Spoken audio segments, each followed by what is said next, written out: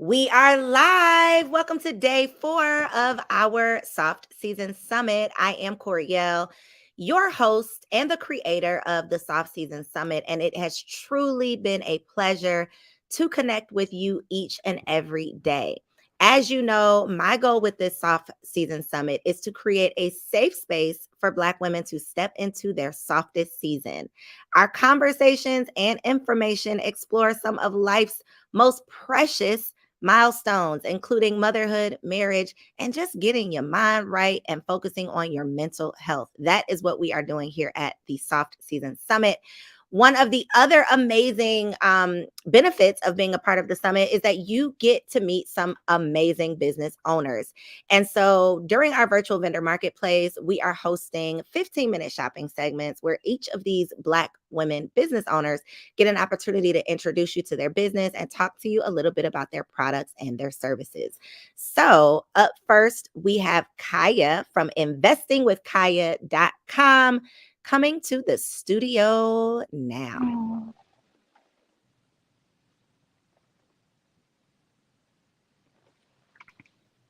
Hey, girl. Hey. Hey, how are you, I Cole? am well. All right. I'm going to give you the stage. You can take it away. Hi. I just want to say, first of all, thank you for creating such an amazing space. These last 3 days have been so amazing, listening to the different speakers. So I just want to give you your flowers and tell you thank you, thank you, thank you. My name is Kaya Graham. I am a real estate agent here in the South Florida area and also in beautiful Dominican Republic. So when I saw the information about what Cole was doing, I was like, you know what? I want to come a part of that, and just I heard of one of the speakers talking about generational health, which was very important and it resonated with me. But I am also someone that focuses on generational wealth, and we as Black women need to really focus on building that without burning ourselves out. So I'm just here to talk a little bit about the opportunities that we have currently over in beautiful Dominican Republic, both as an investor and also as an international agent. Now, Cole, I've never used StreamYard before, so how can I share my screen? Does it allow me You to? should see an option at the bottom that says present. No, I just see my camera, chat, more, and leave. Maybe more. What happens if you go to more? More says comment, settings, and cancel. Hmm. No little plus sign at the bottom? Nope. I'm not sure. Hmm. If you Nope. Oh, did I lose you? Oh, there you are. No, no, no. Yeah, I don't have a way to do it unless you send it to me and I can do it on my end, but there should be a present. I'm not sure what it looks like on your side. I'm on my iPad. Is that the reason why maybe? Oh, that might be why. Yeah, I think it'll only let you do it from a computer. I think you can only do it from a Oh, computer. But if you want to email it to me really quick, I can do it. If not, you can talk us through it, whichever one is best for you. okay. I Oh, I think we lost you.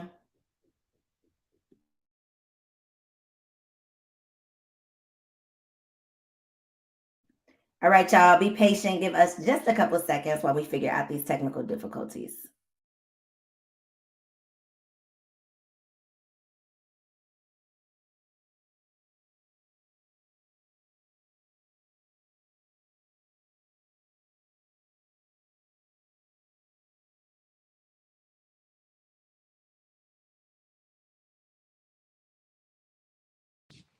If okay. Oh, there So you are. Okay.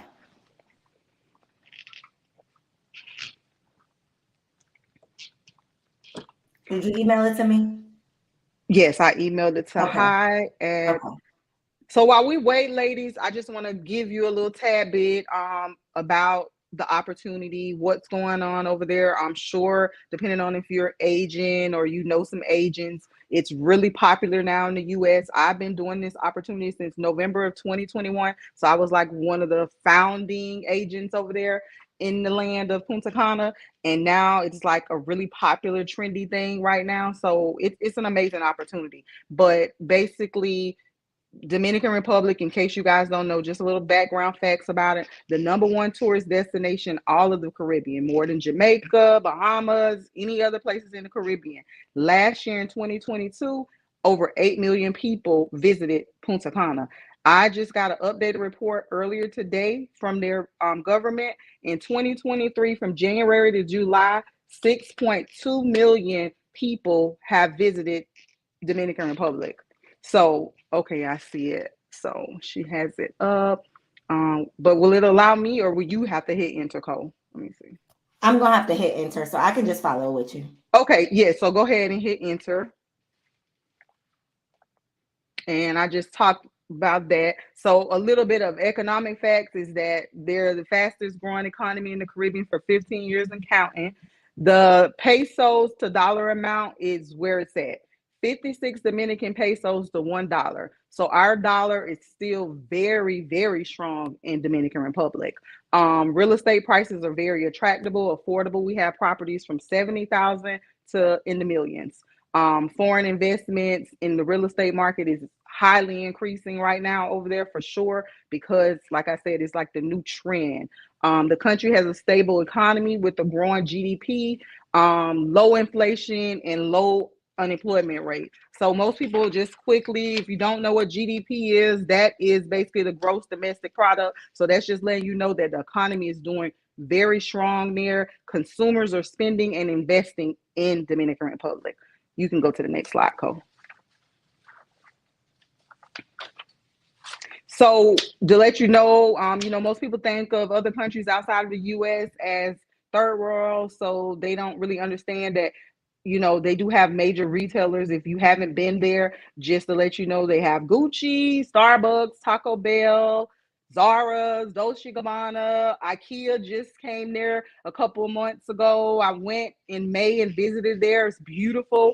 Costco is there, Nike is there, Walmart is thinking about going there. So definitely, it's definitely a up and coming place. It's doing very well for people that are interested in buying and investing there. You can go to the next slide. So just a little background about the purchase facts over there, because usually, people are a little leery in reference to dealing with foreign investments. I get it. I was at first myself, so that's why I had to go and be the guinea pig. I'm actually purchasing there myself as well as selling.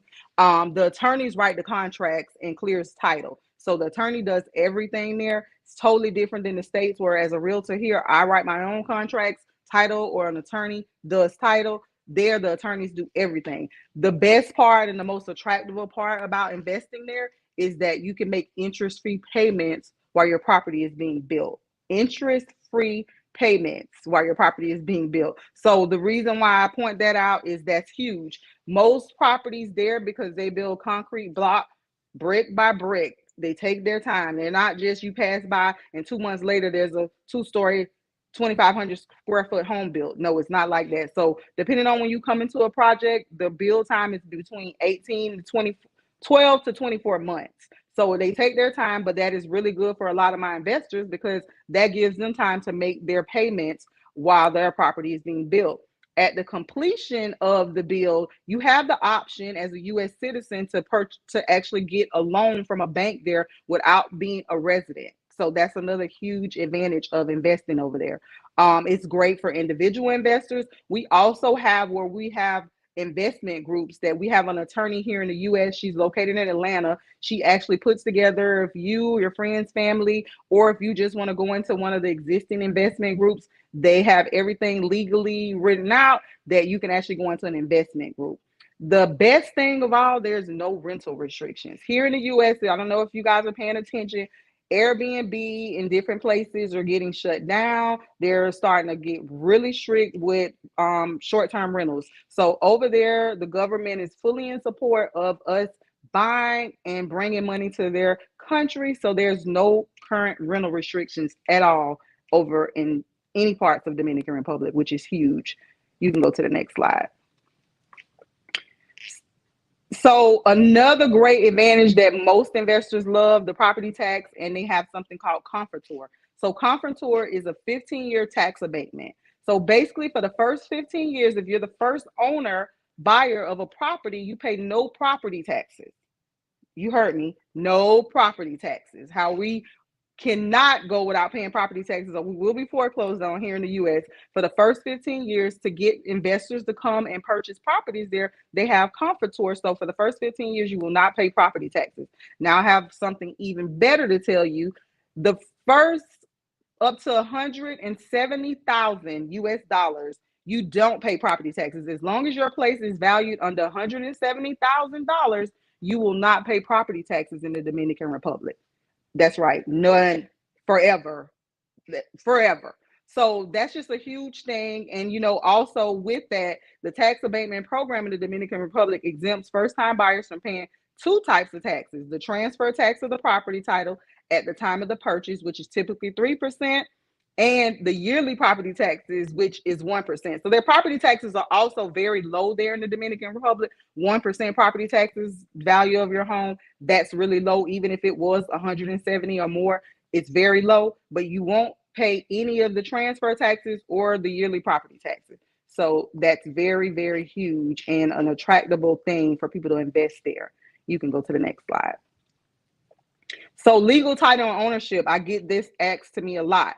It is fee simple title. It is just like here in the US. When you pay off a property, you will get your deed. It is not like Mexico. A lot of parts of Mexico have it where, and a lot of other countries have it where it's a land lease for like 99 years. You will, upon completion of paying for your property, you will have a deed, and also it's transferable upon death. So if you have your property assets and you want to leave it to a family member, husband, children, wherever, you can deed your property and transfer it upon your death. You can buy with various legal entities. Some people choose to buy within a business name, whatever. You can buy in legal entities. It's the easiest. It's very easy to form a Dominican corporation with the lawyers over there. Very, very simple process. Takes a little longer. It's not like going on Sunbiz here in Florida and automatically in a couple of weeks you're going to have it, but in a couple of months you can have your legal entity established. Again, like I said, the lawyers do all the due diligence and draft the contract. With pre-construction, there are two contracts: one when you first go under contract buying the pre-construction, and another one at the end of completion, you will do another contract. So simple, straight to the point, but you guys, definitely a great opportunity. You can go to the next slide. Banking, finance, and taxes. Are loans in US dollars available in Dominican Republic? Yes, they are. Typically, you need a 680 credit score, depending on the bank, but mostly it's 680 credit scores. They will check your US credit. It won't report on your US credit, but they will check your US credit. So you can get financing, not 100% financing, usually 70% financing you can get. So you at least have to put something down in order to get the financing. How much are the closing costs? They're usually less than 5% closing costs over there in the Dominican Republic. So that's a good thing. You can go to the next slide. So I wanted to come on here, as I said, to give you ladies two types of opportunities. Opportunity to actually become an international sales agent. The Dominican Republic doesn't require a real estate license, but our team here in the US, we have a certification. It's a very simple certification process to go through, but you don't have to be a licensed realtor here in the US to be an international agent in Dominican Republic. The two have nothing to do with one another. So you wouldn't have to go to real estate school and all of that. You would do a simple certification, jump on one of our Friday interest calls. They go over everything about the agent process, let you know the cost associated with it, which is minimum under $500. You could be onboarded and selling over in Punta Cana. So I just wanted to bring that to you ladies' attention, to give you that opportunity to make you money. And so, like me personally, I use my commission checks to pay for my property over there. So just FYI, ladies. You can go to the next slide, Cole. And also every second and fourth Wednesday, so next Wednesday at 7:30 p.m. Eastern, we actually have a webinar going over the buying and investing in Dominican Republic. Goes from A to Z, very detailed, something that we can't do tonight, but you guys, if you're interested, you just make contact with me. My website that you can book an appointment and send me an email is right there going across the screen. So definitely just let me know and we can get you set up to join one of our webinars. Next slide. I don't know if I'm going to have time to try to show this video, but this is just a video of a tour just to give you guys an example of the investor tours. Also, You can go to the next slide. We have investor tours coming up in October and November. So those are the dates. If you get with me, we definitely can discuss you coming on an investor tour. I will be at the one personally in October. My birthday's in November, so I won't be at the November tour, but we do monthly tours so you can actually go out there and see what it is like over there in Punta Cana yourself, visit properties, speak with attorneys, and just learn the hands-on and get a feel for the environment before you invest. So next slide. Gracias. Thank you, ladies. That is my information. You can join me, Kaya Real Estate, on Instagram. I would love to connect with you, ladies. I just wanted to come on here and give you guys the opportunity to learn more about this in a short, brief synopsis.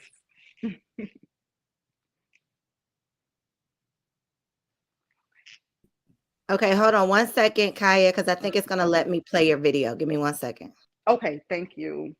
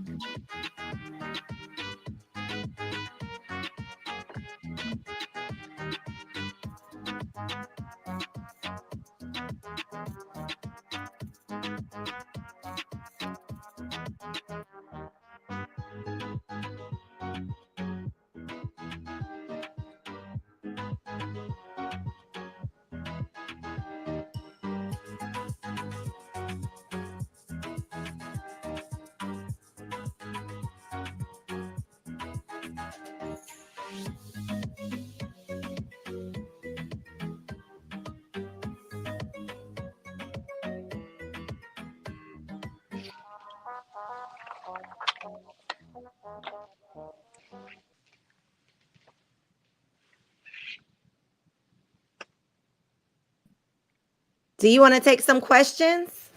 I can if we have time. I don't know. I was like, oh shoot, I'm looking at the clock. I'm like, oh shoot, I gotta No, hurry up. you're good. We had But somebody for 6:15, but she's not here yet. So I want to give you an oh, opportunity to answer any questions that anyone might have. I know that okay.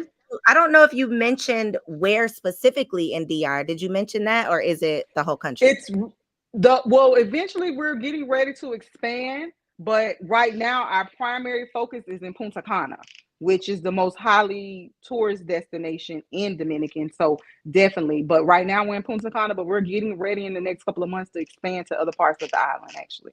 Got you. Okay. And then Yes. in relation to like the hotel zone, Mhm.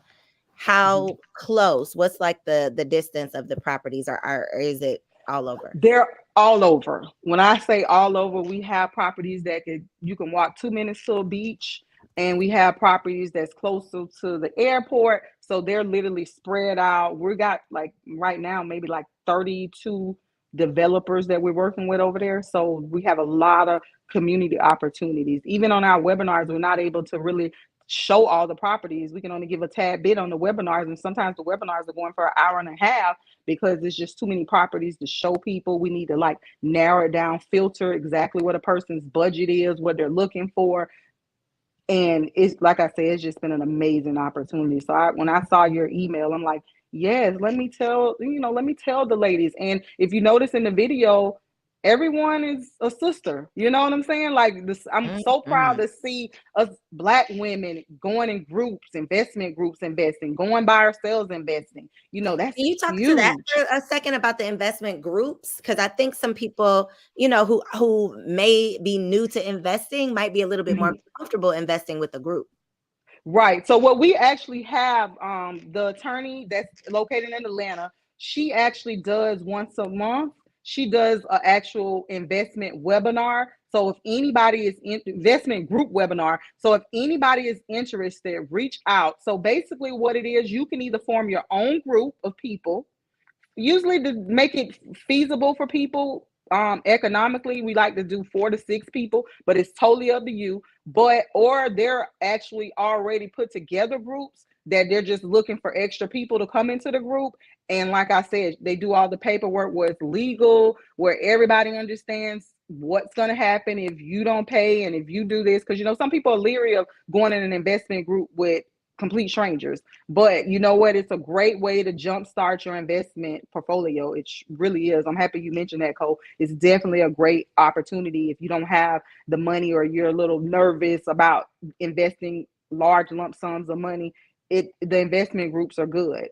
So definitely, and she'll put them together. If like you get some women that want to do it, we can actually form the group and put them together for everybody. So that's another great opportunity. And are most people who are investing, are they doing it as a short-term rental, or are they investing as Yes, like timeshare, both. like personal No, use? no, no timeshares, because there's no timeshares at all. These are all going to be fee simple titles, so you'll own them. So it's not a timeshare at all.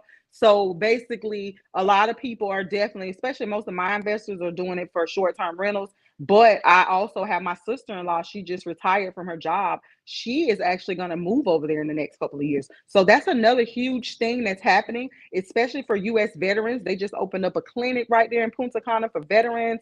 They're actually doing a veterans tour with our team in November. They just announced the dates today, actually. So a lot of people are moving there because when I say 56 pesos to $1, that means a lot. You can have a full-time maid and chef for like 300 US dollars a month. You can go over there and live off of $2,000 and live like LeBron and Dwayne, pretty Live like much. a queen. I literally Yes. just saw someone posting how I forgot where he said I think Aruba. He said he Mhm. takes his 100K salary in the US and lives like a millionaire in Aruba because Yeah. it's literally like pennies on the dollar. So I love Yes. that. We're like It expanding our mindsets here at the Soft Season Summit because there's so we many are. possibilities. We are. There's so many opportunities, and people shouldn't hoard information. And so that's why I've been loving these last 3 days with everybody being vulnerable, transparent, sharing resources, because that's our biggest thing. We won't get ahead if we hoard information. Share it. It takes nothing from me to come on something like this and share with you ladies. Whether you take advantage of the opportunity when it's presented to you, you never know. Even if it's not for you, maybe it's for someone else that you know. Or maybe it's just not right now. It's not your season for it. Your mindset may not be there. You financially may not be there. I don't know. But I said, you know what? I'm going to do this. I'm going to come on and share this. And that's all I've been doing for the last almost, 2 years now, sharing this opportunity. So Christina's all in. She says she's going in December. So really quick, I would love for you to speak to what is. I know you said you don't have to be licensed, but you have to take a certification. Like, what's the process if someone's interested in becoming an agent? So basically, the process will be they can go ahead and book an appointment with me, so we can go ahead and just kind of discuss one on one.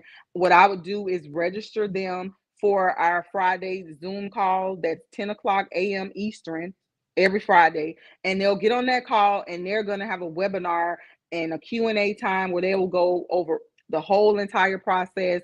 When I say certification, guys, if you have testing anxiety, you won't with this certification. It's very simple.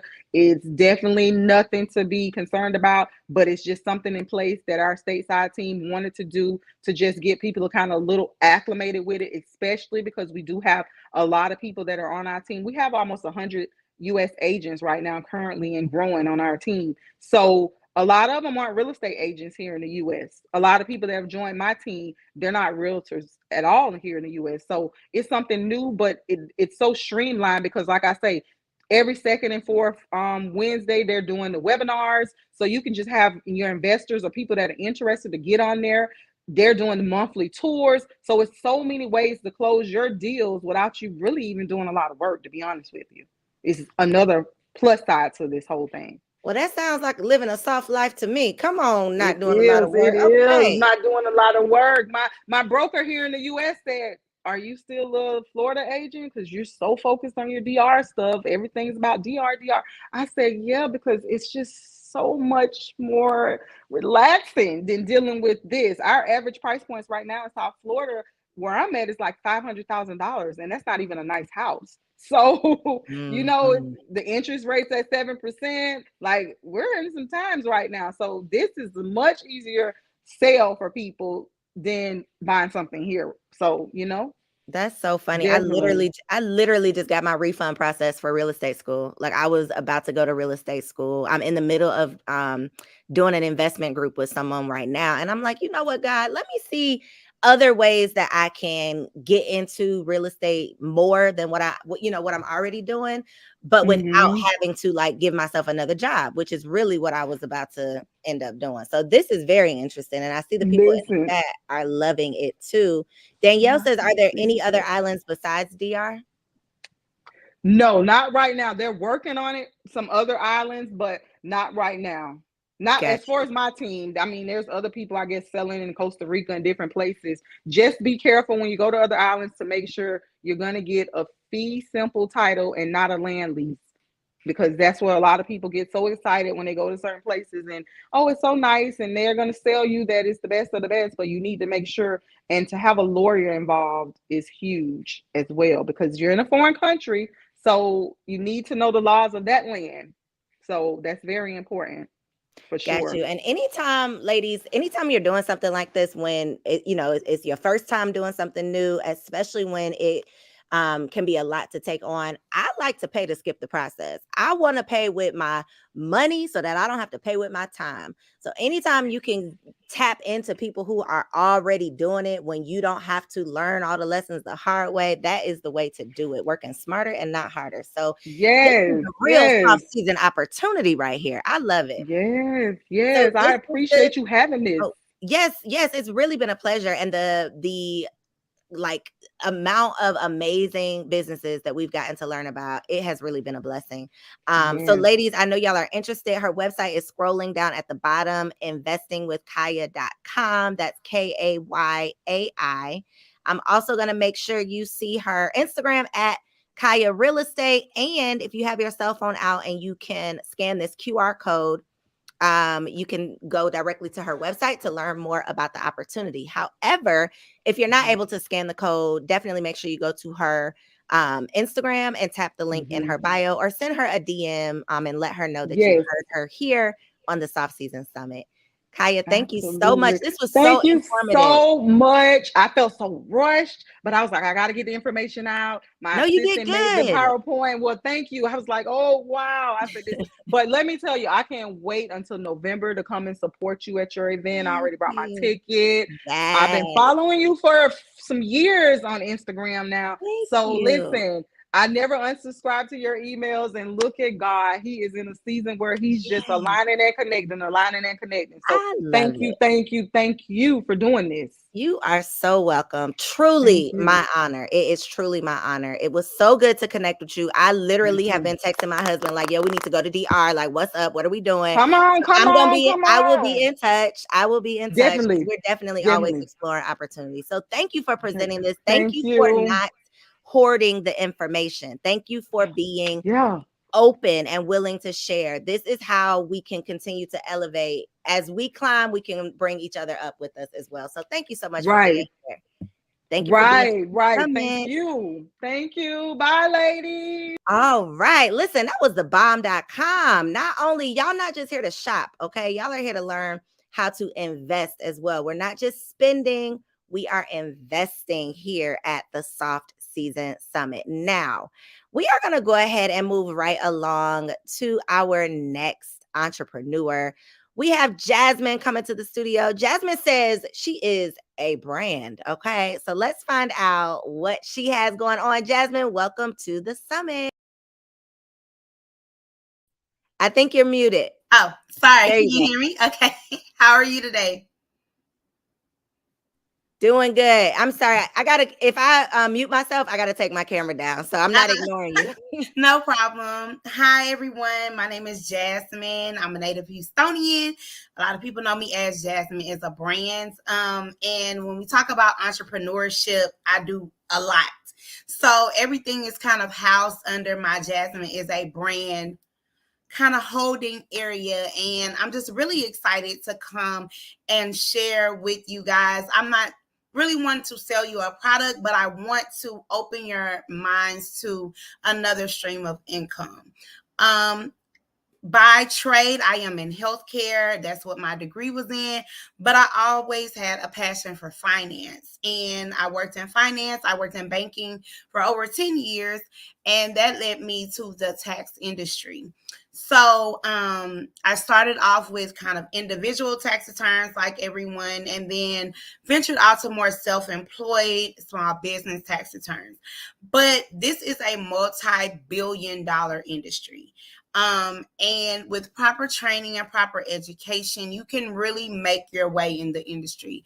My income for just during the tax season, and that's only for my individual returns, is twice as much what I make in my actual 9 to 5. So I have really made my way in the tax industry, and there are so many different streams of income other than just I'm your refund girl tax prep. So I just wanted to give you guys, I just wanted to come and have a conversation more than a presentation about what I have learned and what I've been able to do in the tax industry and how it has helped my family and my household. So if anyone ever has a question, just always drop it in the comments or the chat. Hey, Nayoka, I hope I'm pronouncing your name correctly. But I have had so much prosperity in this industry. And when I joined the industry, there weren't a lot of mentors. There weren't a lot of people who were willing to pour into others. They were very big gatekeepers. And so I strive very much so to not be that person. And I just wanted to give you guys the opportunity to join the industry if that is something that you're interested in, and also answer any questions on the personal or business level about your tax returns or about how you should be approaching the tax space. So, to start off, as a self-employed, because everybody on here is pretty much entrepreneurs, I can tell. So, you want to make sure that you are leveraging your business and not using it as a crutch. I have so many people that come to me wanting to write everything off, wanting to claim everything as an expense. And I always kind of advise against that as much as possible, because when you're looking into purchases and investing, your income makes a big difference. I try to educate my preparers and also my clients on how appropriate it is to write off those expenses. A lot of us are, I work virtually, and this is a business that you can definitely do virtually from anywhere. I was working in Vegas. I live in Houston. I worked from Puerto Rico in my business, because you don't have to have that brick and mortar. Long gone are the days where you have to feel like you are in front of your clients 24/7. I heavily leverage automations and virtual things that I can use to help my clients. So I did want to present, if it allows me to present. Do you know if it allowed me to present? Oh. I think you'll have is it slides you have? Yeah, but if not, it's no biggie. You could email them to me really quick and I could do it for you if you want me to. It's up to Okay. you. I won't waste your time. I'll just Okay. Okay. because it might take you a while. Okay, so when you think about your taxation as a business owner, Wait, I'm lying. Hold on. You're on your computer, right? yeah, I was gonna click present, but I didn't know if it Yeah. was allowed. Yeah. Try that. I'm sorry. I Okay, forgot okay, it okay. wasn't working because she was on her tablet. Oh, okay, okay. So let me do that.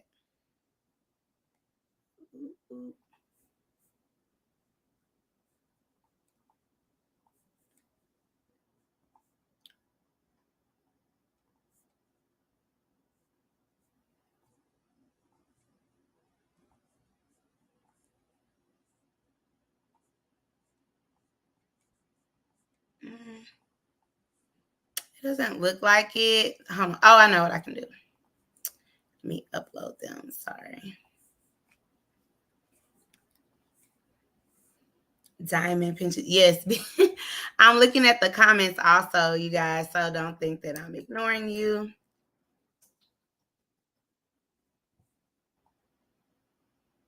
So it's not letting me share, but I can just communicate this because I'm pretty good at it. I got it down pretty much. But so for example, I had a client come in. Their gross income or adjusted gross income was about $81,000 with their not only their W-2 income, but also their self-employment or business income.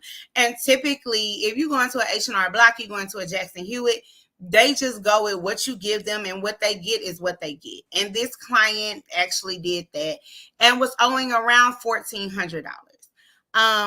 But I try to be very personal with my clients. Like, y'all probably be like, dang, Jasmine asks a lot of questions. And I do, but it's for your good. And I also always tell my clients that anything I ask is to help you and not to hurt you. So by the time I was done reviewing my client's information, we had a conversation about what other things that we can apply to their return. And they still did not lose their adjusted gross income of about $81,000, and instead ended up with a refund of $5,800 versus owing $1,400. That's what proper tax planning does. That's what proper tax consultations do. So many times people say, oh, I can just do it on my own, or I'll just go to H&R Block because I trust them. And let me tell you something. H&R Block is the reason why I started doing taxes.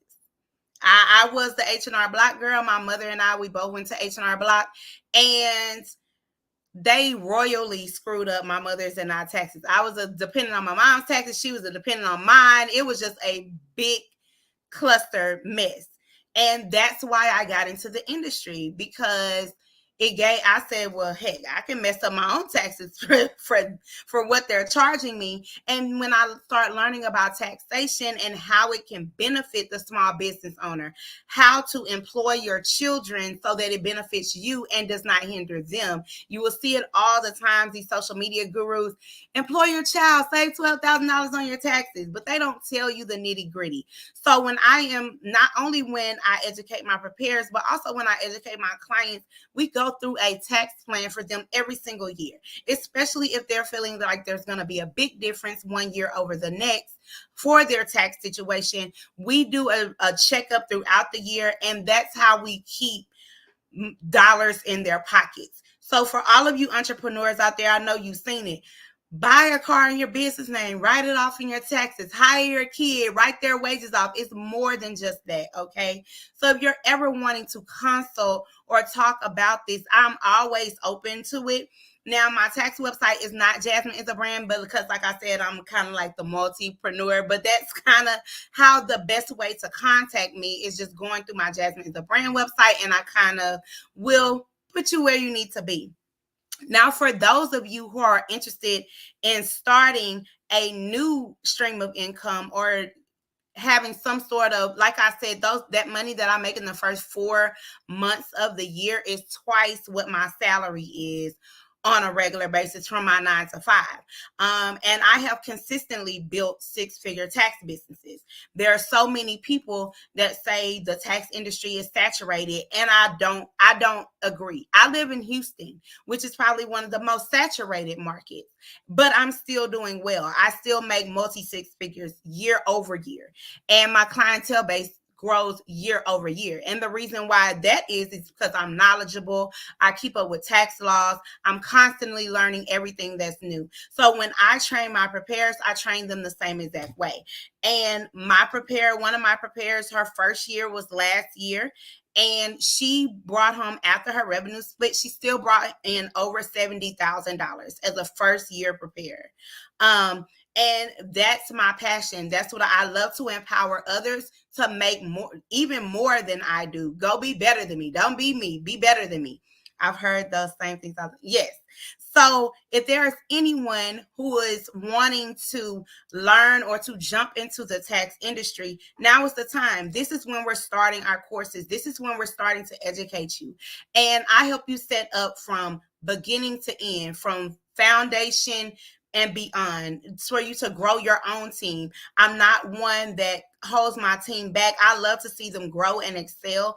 But everybody, I know finances is not for everyone and taxes is not for everyone. And that's why I still try to educate my clients. If you want to become a business client, we go through planning your business, planning your taxation, and so that you're not hit with a large bill at the end of the year.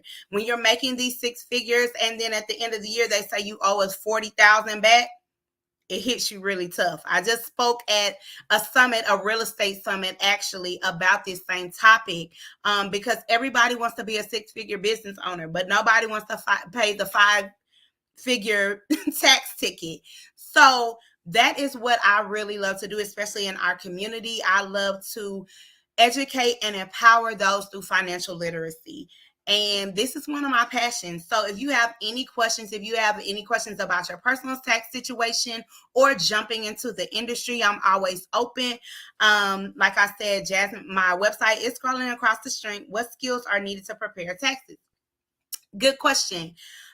One, great customer service, because they will drive you crazy, but there are no specific certifications or degrees that you need to be a tax preparer. I say that because that is the standard of the IRS. However, everyone that I mentor or I teach, I always encourage them to participate in the annual filing season program. And what that means is that you take, what type of income can you expect to make each tax season on average? I'll get to that question also. What the AFSP is, or the annual filing season program, is a minimum of 18 continuing education credit hours. And what that ensures is that you, as a tax preparer, are successfully keeping up with tax laws, applying due diligence to all of your clients to keep them out of hot water. So all of my mentees are kind of, I don't want to say required, but it's heavily suggested that they participate in it. Taxes give me anxiety. Exactly. It's not for everyone. That's why I say if you don't want to do it, you hire someone to do it. What type of income can you expect to make each tax season on average? I will tell you this, with motivation and with, if you have to make it work for yourself, no one can make it work for you. But I have never had a mentee make under 50K in a tax season. And that's after their revenue split, if they're on a revenue split. But they also are very passionate about what they're doing. And I give them the marketing tools, and I give them the tools on how to find their niche and how to put themselves out there and expose their business. So it does require some work on your end. Nothing is going to be given to you, but I've never had a mentee to make under 50,000 in one tax season. And understand that you don't have to stop working after the first 4 months of the year. I'm still filing returns right now, and that is very lucrative as well. I also teach audit resolution so that my mentees can add that to their firm. They are able to add tax planning, bookkeeping. So I don't like to limit them, and I don't really gatekeep that information. Any resource that I have, I also give to them. Christine, I'm sorry that taxes give you anxiety. It gives a lot of people anxiety.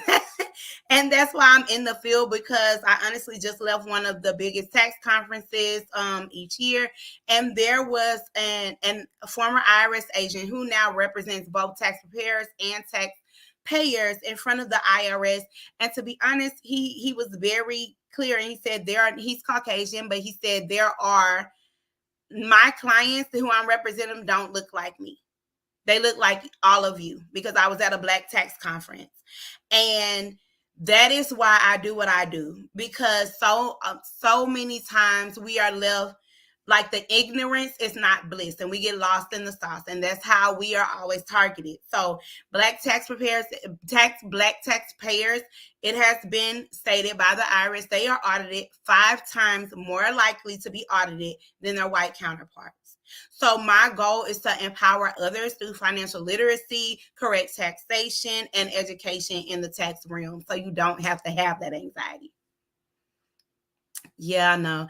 I can't believe they actually released that. We've been saying that for years, but the study actually got released. It's a 500% increase for Black taxpayers of audit cases than it is their white counterparts. And it's sad. So that's my goal. That's my passion. I love to empower others by imparting knowledge on them. And this is where I start. It's just my little piece of the pie. I love it. Thank you so much, Jasmine. Again, y'all, God gets all the credit, okay? Because I could not line up the order in which they are presenting. Like I could not have done this. So the fact that we got a real estate opportunity and a tax opportunity back to back, I did not design this, okay? But if you are really trying to step into your soft season, sometimes your soft season looks like more passive income, right? I don't know about y'all, but if I could work 4 months out of the year and make the a salary that's the same as me working 12 months, I would definitely sign up for that. So thank you so much, Jasmine, for Thank presenting this you. Thank you so opportunity. much for the opportunity. Yes, it listen, this is my pleasure. Honestly, I'm learning so much. Just right along with everyone else. So y'all, Jasmine is a brand.com. Check her Thanks. out. Jasmine, thank you for being a vendor here at the summit. No problem. Thank you. Y'all, okay. So Christine, taxes give me anxiety too. Okay. This auditing thing, it is really real. All right. So our next vendor actually has a video that you want me to play the video first, right? Or introduce you first. Okay. Okay. I'm going to play the video first, and then I will bring her to the stage.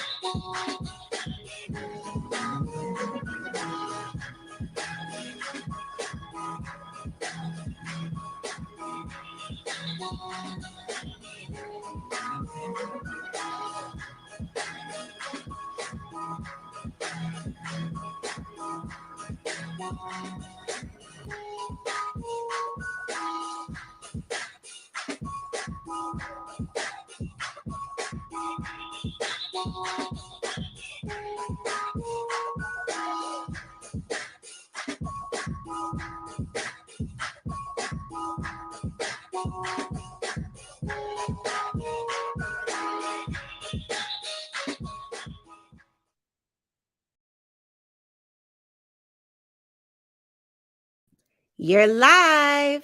Hello, everyone. Can you hear me okay? Yep. We Yep. can hear you. We can hear you and we can see you. Okay, good. Well, thank you so much, Co, for having me join today. So, hello, guys. Are you doing the introductions? I'm sorry, Co. I didn't know before I started talking. Nope. Take it away. You go for Oh, it. okay. All right. Thank you. So, hello, guys. So I'm Nayoka Simone. I'm based out of the DMV area out here in Maryland, and I'm actually an interior designer. So the video that you just saw, who would have known that I would be a candle maker, and who also would think that I would be at the MGM at the National Harbor? And so I take so much pride in that video because my products just came by trial and error and now landed its way in the MGM at the National Harbor.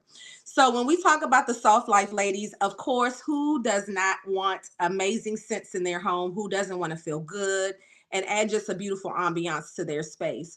So the one thing that I really love about our candles is that our candles are 100% soy based, right? So you can use them for a multitude of different things. And what I wanted to do today for today's session, I had, lit this candle. But what I wanted to do was I wanted to let you guys know that because the wax is 100% soy, you can use the wax actually for as a massage oil as well. So basically, all I typically do is I dip my finger inside of the wax. Yes, it's nice and hot, but can you imagine being able to rub this on your honey and smell so good? Or you can rub it on you, like I'm doing right now, or actually put the products in your hair. The one other additional great thing that I love about the soy wax that we use, and I have a little bit here just so I can show you guys. So the wax here is very soft. It's 100% natural. A lot of the other waxes, they, fumigate the space. They're not good for your health. And so I'm just glad that I was able to start my own product. And the way that I came about starting this is because I thought to myself, hey, as an interior designer, why not leave my clients with something amazing in their space? So what I also did was I also like to come up with great names for my candles. So Cole, I actually thought about you when I pulled this one out, but this one is actually called Wedding Night. So typically what I like to do, ladies, is I like to um hopefully you guys could see it, but I like to have these tumbler jars that are unique to the eye, and this one is Wedding Night. So for you ladies living a soft life, single life, hey, you never know, this might bring that special man in your life. You never know. It's giving you the multitude of different scents, such as like mahogany. There's some oranges in this scent, and so it smells really, really amazing. And again, remember, from all of our candles, you can utilize the oil that generates from them as a massage oil. In addition, one of our top sellers that we currently have is called Pure Elegance. So this is infused with peach, mango, and rose. And I mean, you can put this in your bath water, you can put it in your hair, and it smells really, really good. This is like our top seller. Like, we cannot keep these in stock because they smell so good. The other thing is we have these beautiful lighters. I'm not sure if you guys have seen this before, but these are really cool. These actually, you just push this button here, and then you're able to, got these long nails on, y'all. So basically it has this piece here so that when you light your candle, you guys see, I don't know if you guys could see that, but it lights it very smooth, very even. And I'll show you guys how it works. And it's real easy. Look at that. Seamless candle. And this one that I just burned is called Forever Amber. This smells really, really amazing. One of the things that a lot of people don't know about when they're caretaking for their candles is they don't use, I know you guys probably use scissors, and that's fine, but they also have these wick cutters, which are really, really good so that you can get the evenness of your wick. So our wicks are 100% cotton. This gives you a clean, even cut. A lot of times when you guys see that mushroom look at the top of your candle, you're supposed to actually clip that before you relight your candles. Because what that can do is that can put black smoke and everything up in your ceiling. So you got to make sure that you're caretaking for your candles. The other thing that we have is we have some snuffers. Most people don't use these tools that are available to you as a candle lover. And if you're a candle lover like I am, of course, you're utilizing these tools. So this is the snuffer. So when it's time to put that candle out, all you got to do is, and it keeps all of the fumes and everything inside. Okay. So that's a cool tool that we have in our product line. The other thing that we have, which is the top seller, which is the featured product that's at the MGM, is our diffusers. These diffusers are infused with lemongrass and green tea. So if you ever go into those hotels and you smell those amazing scents, this is one of the scents that they typically have embedded inside of the walls in the hotel that smells up the hotels really, really nice. So this is our Rain Ambiance diffuser that works very great in bathrooms, your kitchen, or just even in your bedroom if you like. So I mean, our products are available on our website at noirbynaray.com. And you also could check out our, interior design site as well, because then you kind of see the mix in between the two. Our clients love our candles. Again, they're handmade, they're soy based, and they're very healthy and sacred for your space. So, of course, the biggest thing is making sure that you not only speak or manifest or be intentional about your space, but adding things to your space that can help contribute to your happiness, relaxation, rejuvenation, all those great things. We definitely encourage that. So that's pretty much are there any questions about our products? We have amazing scents. We even have a peach mango candle as well that is we put gems inside of them, crystals inside of them. So our customers are able to create their candles by adding crystals in there, which are for abundance, longevity, health, and all of those great, tranquil type of things in your life. So one question, do you do custom scents? Yes, so we do have custom scents. So we do produce a lot of our products for spas and lash bars and, business owners. So yes, we do customize scents, and we also do wholesale as well. So if you are a business owner and you're looking to add an extra element to your business model to create and generate more income, you can definitely get with us, and we can do a wholesale sheet for you and also customize a scent for you as well. And one of the things that most people have been loving about Noir by Naray is the fact that we have candle making kits. So if you are interested in having a candle making kit party, or you want to do a one-on-one, we definitely do those, because some people, they want to learn how to make them themselves, and we're not gatekeeping here. So we're definitely going to share the process of how you too can make your own candle. It's a very fun process. Listen, guys, technically when I do this, I turn my music on and I just dive right on there with my creativity and making these amazing scents for you guys to enjoy inside your home. Thank you, thank you, thank you, thank you. Oh, somebody said this sounds like a date night idea. Yes. It actually is. I mean, you got to think, when it was COVID and no one was going out, I mean, literally the candle making kits, the training classes, like they just did very, very well, just because, it comes with everything inside of the kit. I'm giving you everything that you need, your tumbler jars, your wax. You can choose your scents. And then I ship them out to you. And then, of course, yes, you can make it a date night. I've seen mommy daughter dates during the class. So yeah, you can definitely get creative with it. Even if you want to do a girls' night. So some of us probably haven't seen our girlfriends out of town, out of state, whatever. And so this is a good way to kind of bring everybody together so that they can have a great time. I love it. Super creative. Do you do wax melts? Yes, I do have wax melts as well. Yes. Do We those do. have a stronger scent? I feel like when I do the melts, it's like more Stronger. yeah, like just a Yes, stronger yes, because that heat is like right right there, on it. Got right it. on it. So it's like really fumigating through it. But I mean, I also have clients that with our candles, like they just take the lid off and they sit it there and they don't even burn it. Because I'm very intentional about making sure that, you guys are getting your money's worth, that you're really enjoying the candles. And of course, the scent, because you're inhaling it. So of course, when you think about the lemongrass and you think about the green teas and you think about the eucalyptus scents, they speak internally to you. So they create that space and that ambiance for you to be able to, like I said, relax and rejuvenate in those moments. We love some relaxation and rejuvenation. Okay. Yes, yes. So her website, Noir by Naray. Why do I want to say Naray You so do that all the every time. time? It's like it starts coming out and then it just website is Noir. scrolling down below. Yes, Make yes. sure you stay connected on Instagram as well. I appreciate you for being here. And y'all, I'm sure didn't even talk about how much of an amazing interior designer she is, but definitely check her out.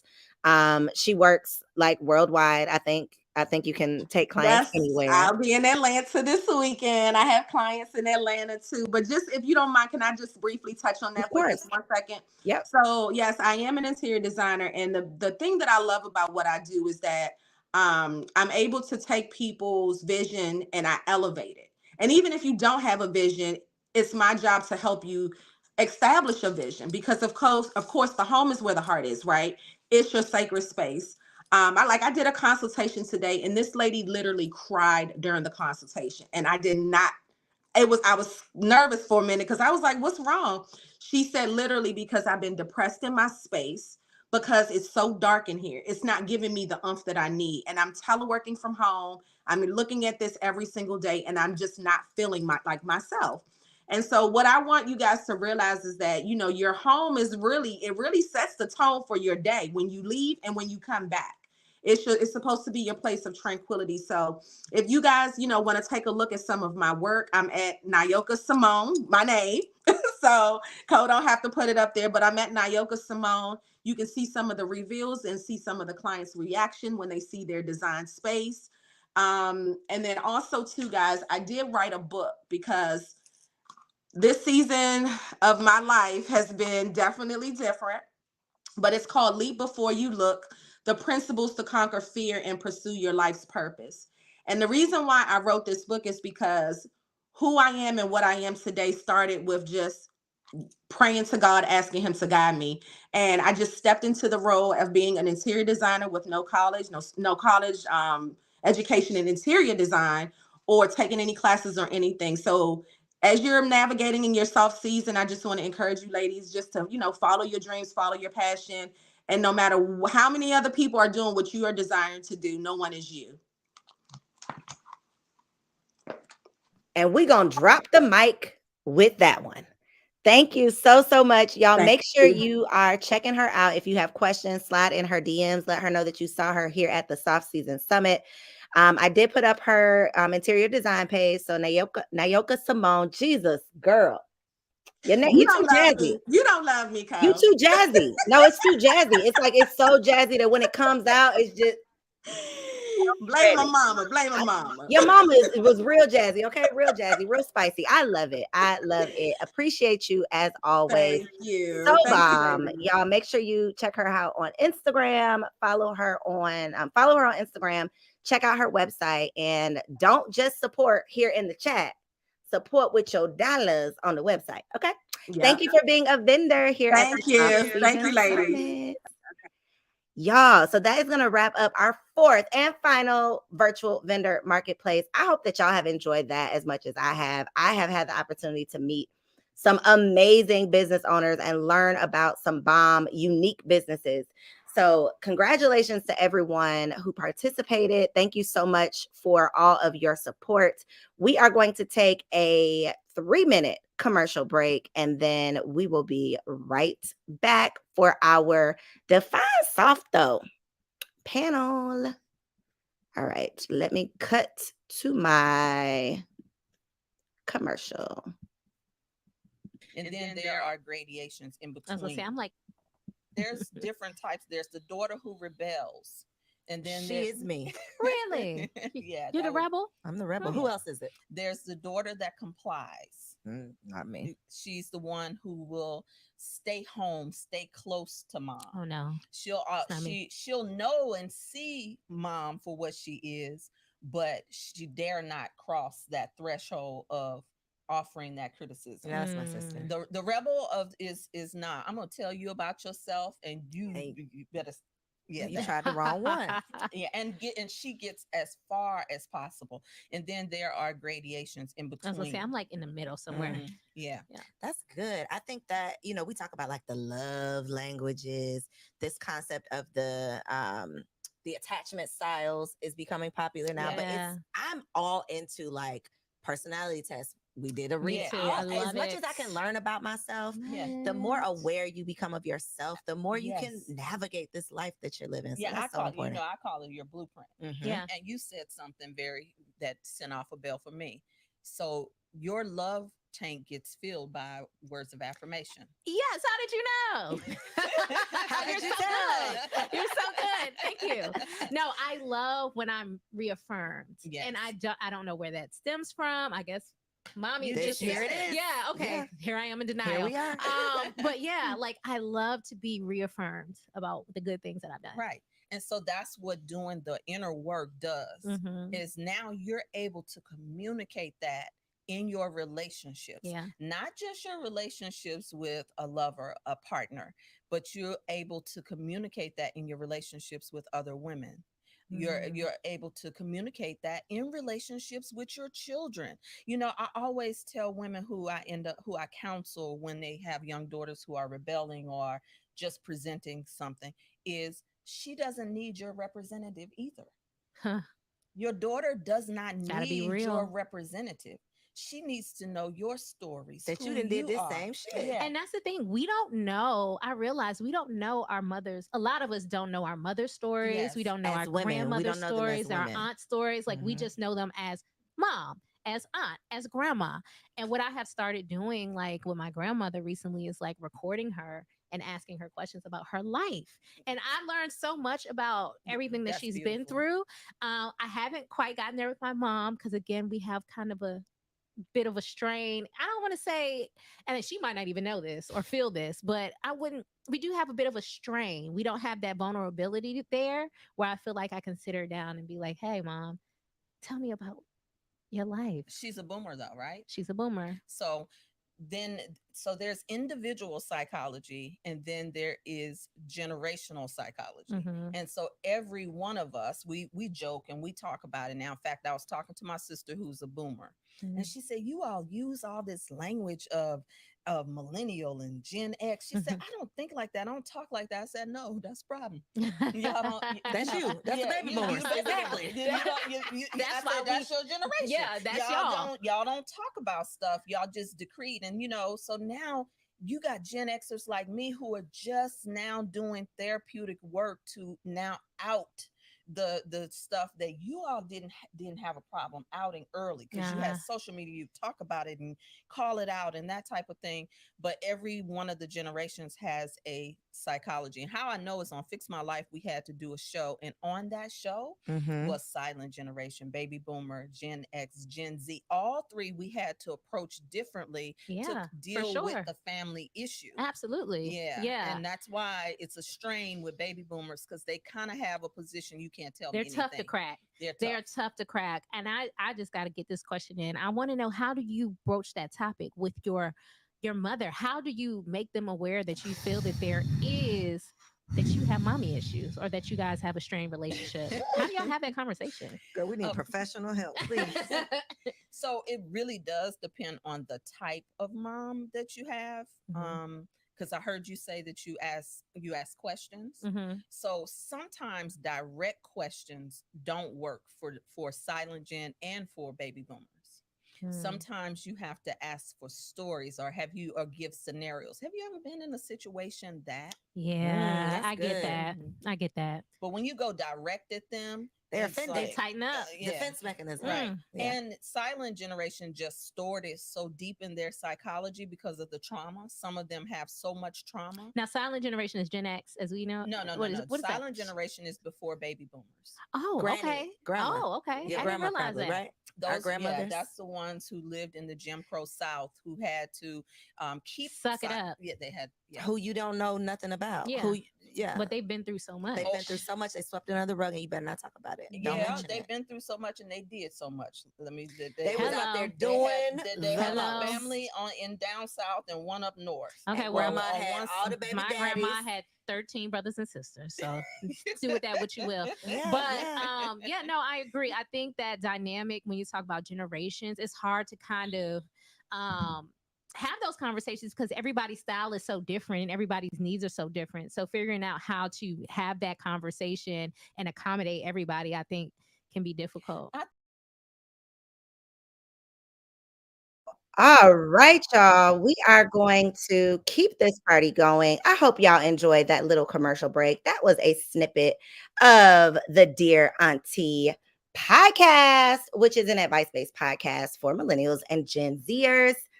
If y'all didn't know, I am Coriel. I consider myself to be the podcast OG, triple OG. Okay, been podcasting since 2015, before it was the thing to do and the place to be. I now host Girl Stop Playing, as well as Dear Auntie, and I'm rolling out a brand new podcast really, really soon. If it's a podcast, your girl got something to do with it, okay? I'm all up in it. It is truly my honor to bring y'all information and conversations that help you make the money and get the honey. That is my goal. That is what I'm all about. And from the Soft Season Summit to Grown Woman Weekend that we are hosting in November, my goal, my vision, and what I feel is my God-given purpose is to help Black women just like you step into your softer season, because you deserve to live soft. I was on a panel a couple of weeks ago, and one of the panelists said, you know what? I don't want to be a strong Black woman. Don't put that on me. I want to be a fragile Black woman. Let me tell you the difference. When you pick up a box and it says like fragile on it, what are you going to do with that box? What are y'all going to do with it? You're going to handle it with care. You're going to be careful. You're not going to bump it around. You're going to walk slower. You're going to place it and set it down nicely. Versus if you are handling something that you think is strong, like built for tough, you are rough with that thing, right? You throwing it all around. You're not being careful and kind and considerate with it. So instead of us looking to ourselves or presenting ourselves as we're so strong, we're so tough, we got it all together, we can handle it all. No, I ain't got it. Help me, please. That's literally my favorite line. Please help in any way. And in any way you think that I might need to help, yes, I do. And I don't feel any way about it. Okay. I don't feel less than. I actually feel that there is strength in vulnerability, right? And being willing to admit you need some help, accept help. All of that is a part of us stepping into our soft season. However, it's kind of hard to do that if you don't have a safe space to be able to do that. And so that's what this soft season summit is. It is Black women coming together, creating this safe space, welcoming one another into our soft season, and figuring out how we can stay in this soft season, even when life doesn't seem to be so soft. Definitely want to make sure you all have November 3rd through 5th on your calendars. If you are enjoying the Soft Season Summit virtually, you are going to love Grown Woman Weekend. We are live in person outside here in Atlanta, November 3rd through the 5th. 3 days of exciting, empowering experiences. The getaway that you've been praying for, hoping for, wishing for, and dreaming about that you didn't even know that you needed. Join us here in ATL. Don't forget that tonight is the last opportunity to get your ticket without going through the application process. After tonight, there will not be a register now button on the website. It's going to say apply now.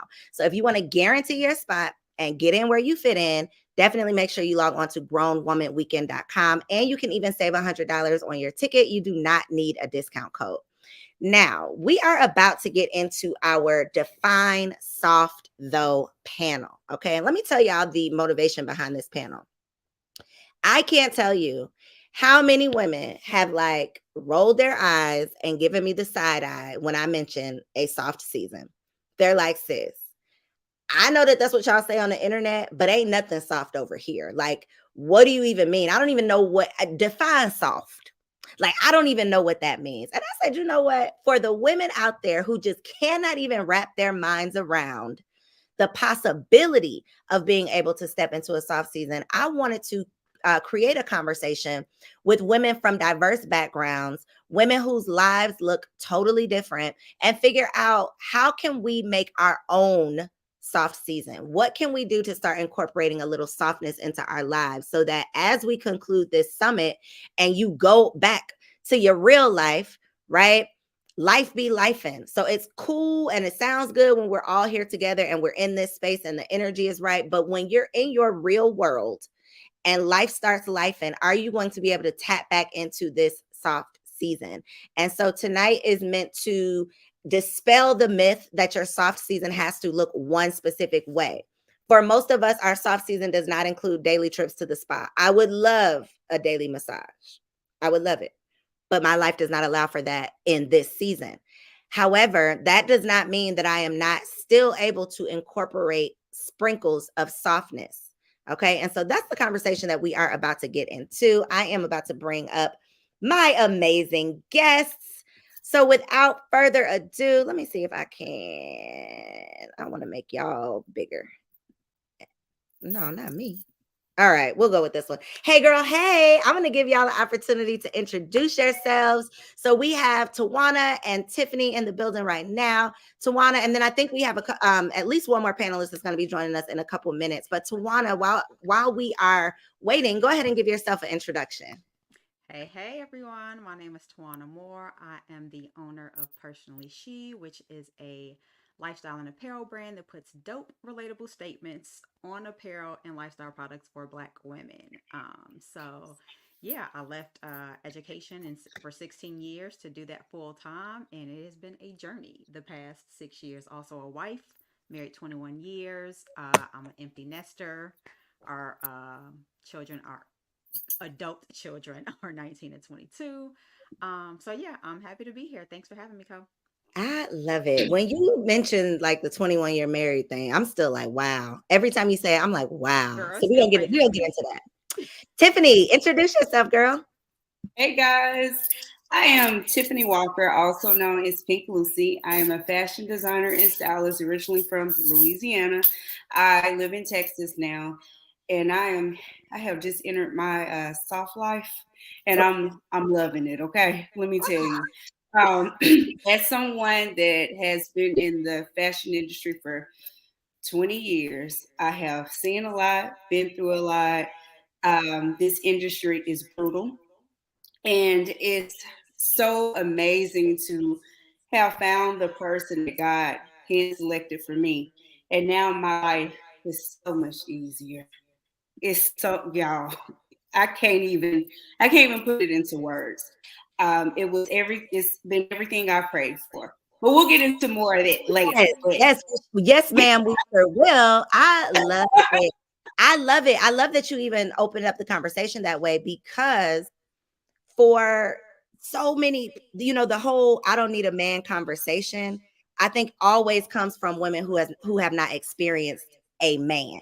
They are like Really. thinking about, the Mhm. boys, the BS, that type of thing. And they like, I don't need that. And I get that. I get that. You do not need that. Mhm.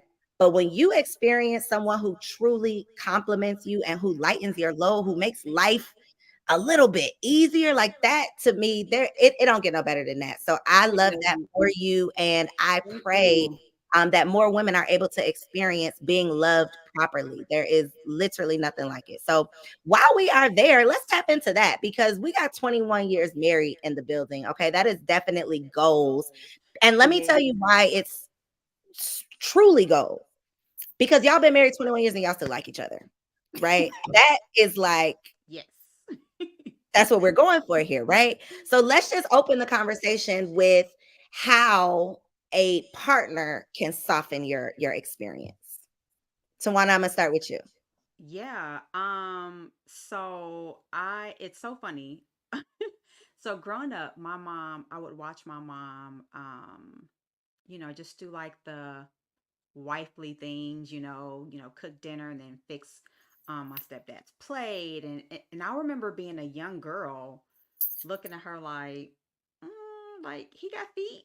Why you like, why you fixing his plate? He can fix his own plate, right?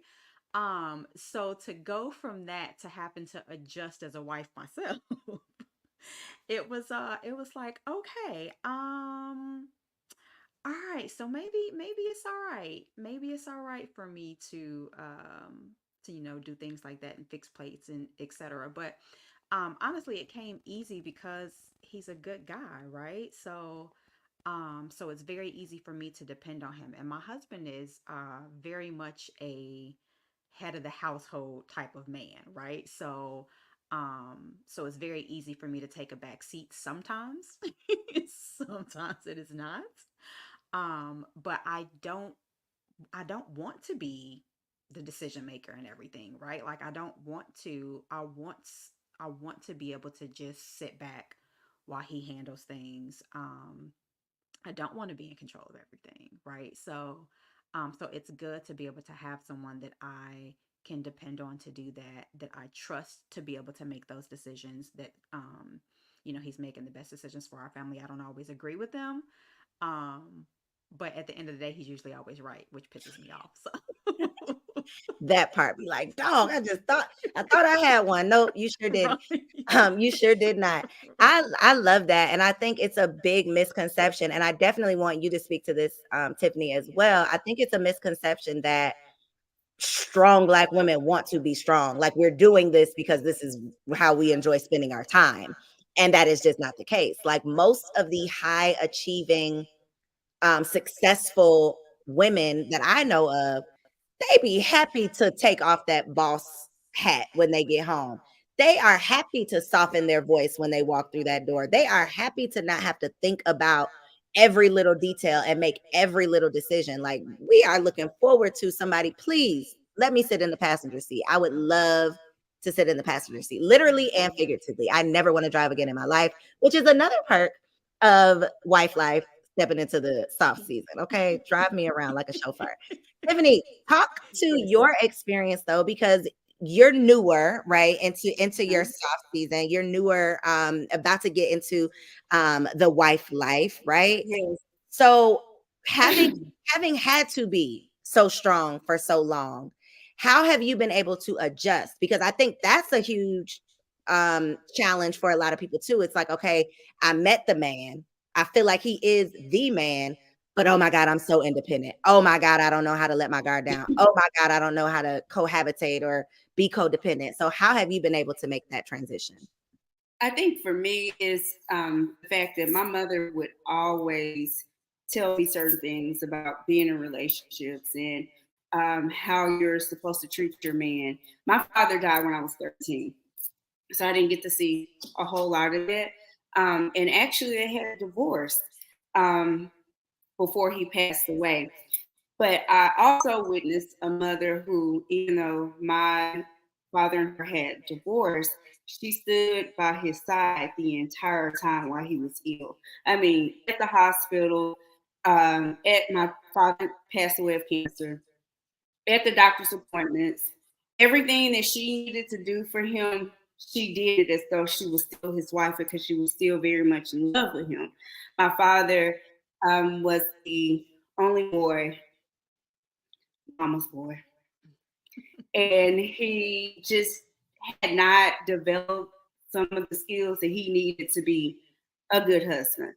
And ultimately, it wasn't that they weren't still madly in love with each other that caused them to separate. It was just the fact that she felt as though he didn't handle things for the household and the family the way that he needed to.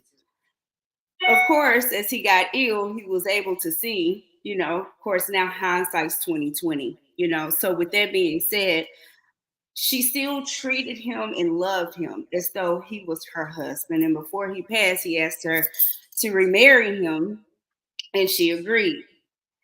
He thought he was going to make it, and unfortunately, he did not. I said all that to say, my mom would always tell me, you let a man be a man. You let him think he's right.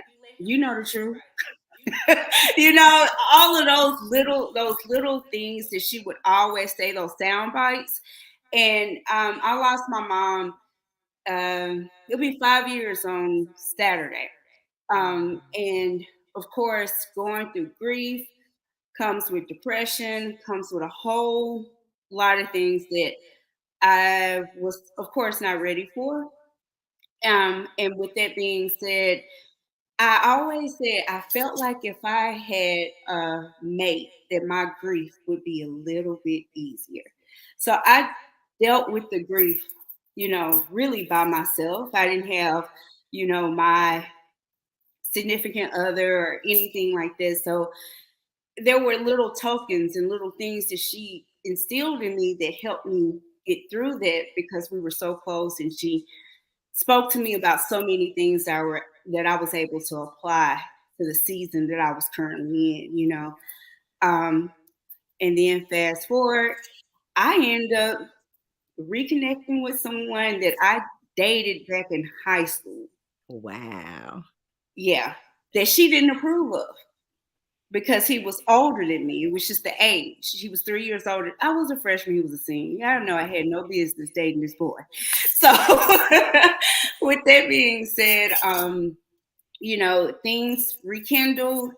Um, Unfortunately, he was married and his wife passed away. We connected on that as well, and it literally has been everything that I thought and felt that I needed. I He's opened my eyes to so many things. I've done the same for him. And it's one of those things where you realize that God literally put y'all together, like legit put you guys together because he knew what I needed and he knew what he needed. It was just when we would we crossed paths a few times, and once I found out he was married, you know, we're not doing that. It's like, oh, well, good to see you. And it just so happened we ran into each other again. And now that was the time. That was the time for everything to come back together. And it has truly been one of the most beautiful experiences that I have ever had. I like the fact that I don't have to make decisions anymore. I make enough decisions for Pink Lucy. I don't want to make them at home. That part. I trust him enough to be like, okay, well, what do you think?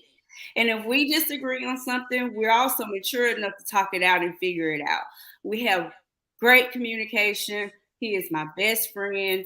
We do everything together, and it's just been such a beautiful experience. Now, of course, it ain't perfect, nothing is, but God gave me what I needed in order for my heart to heal.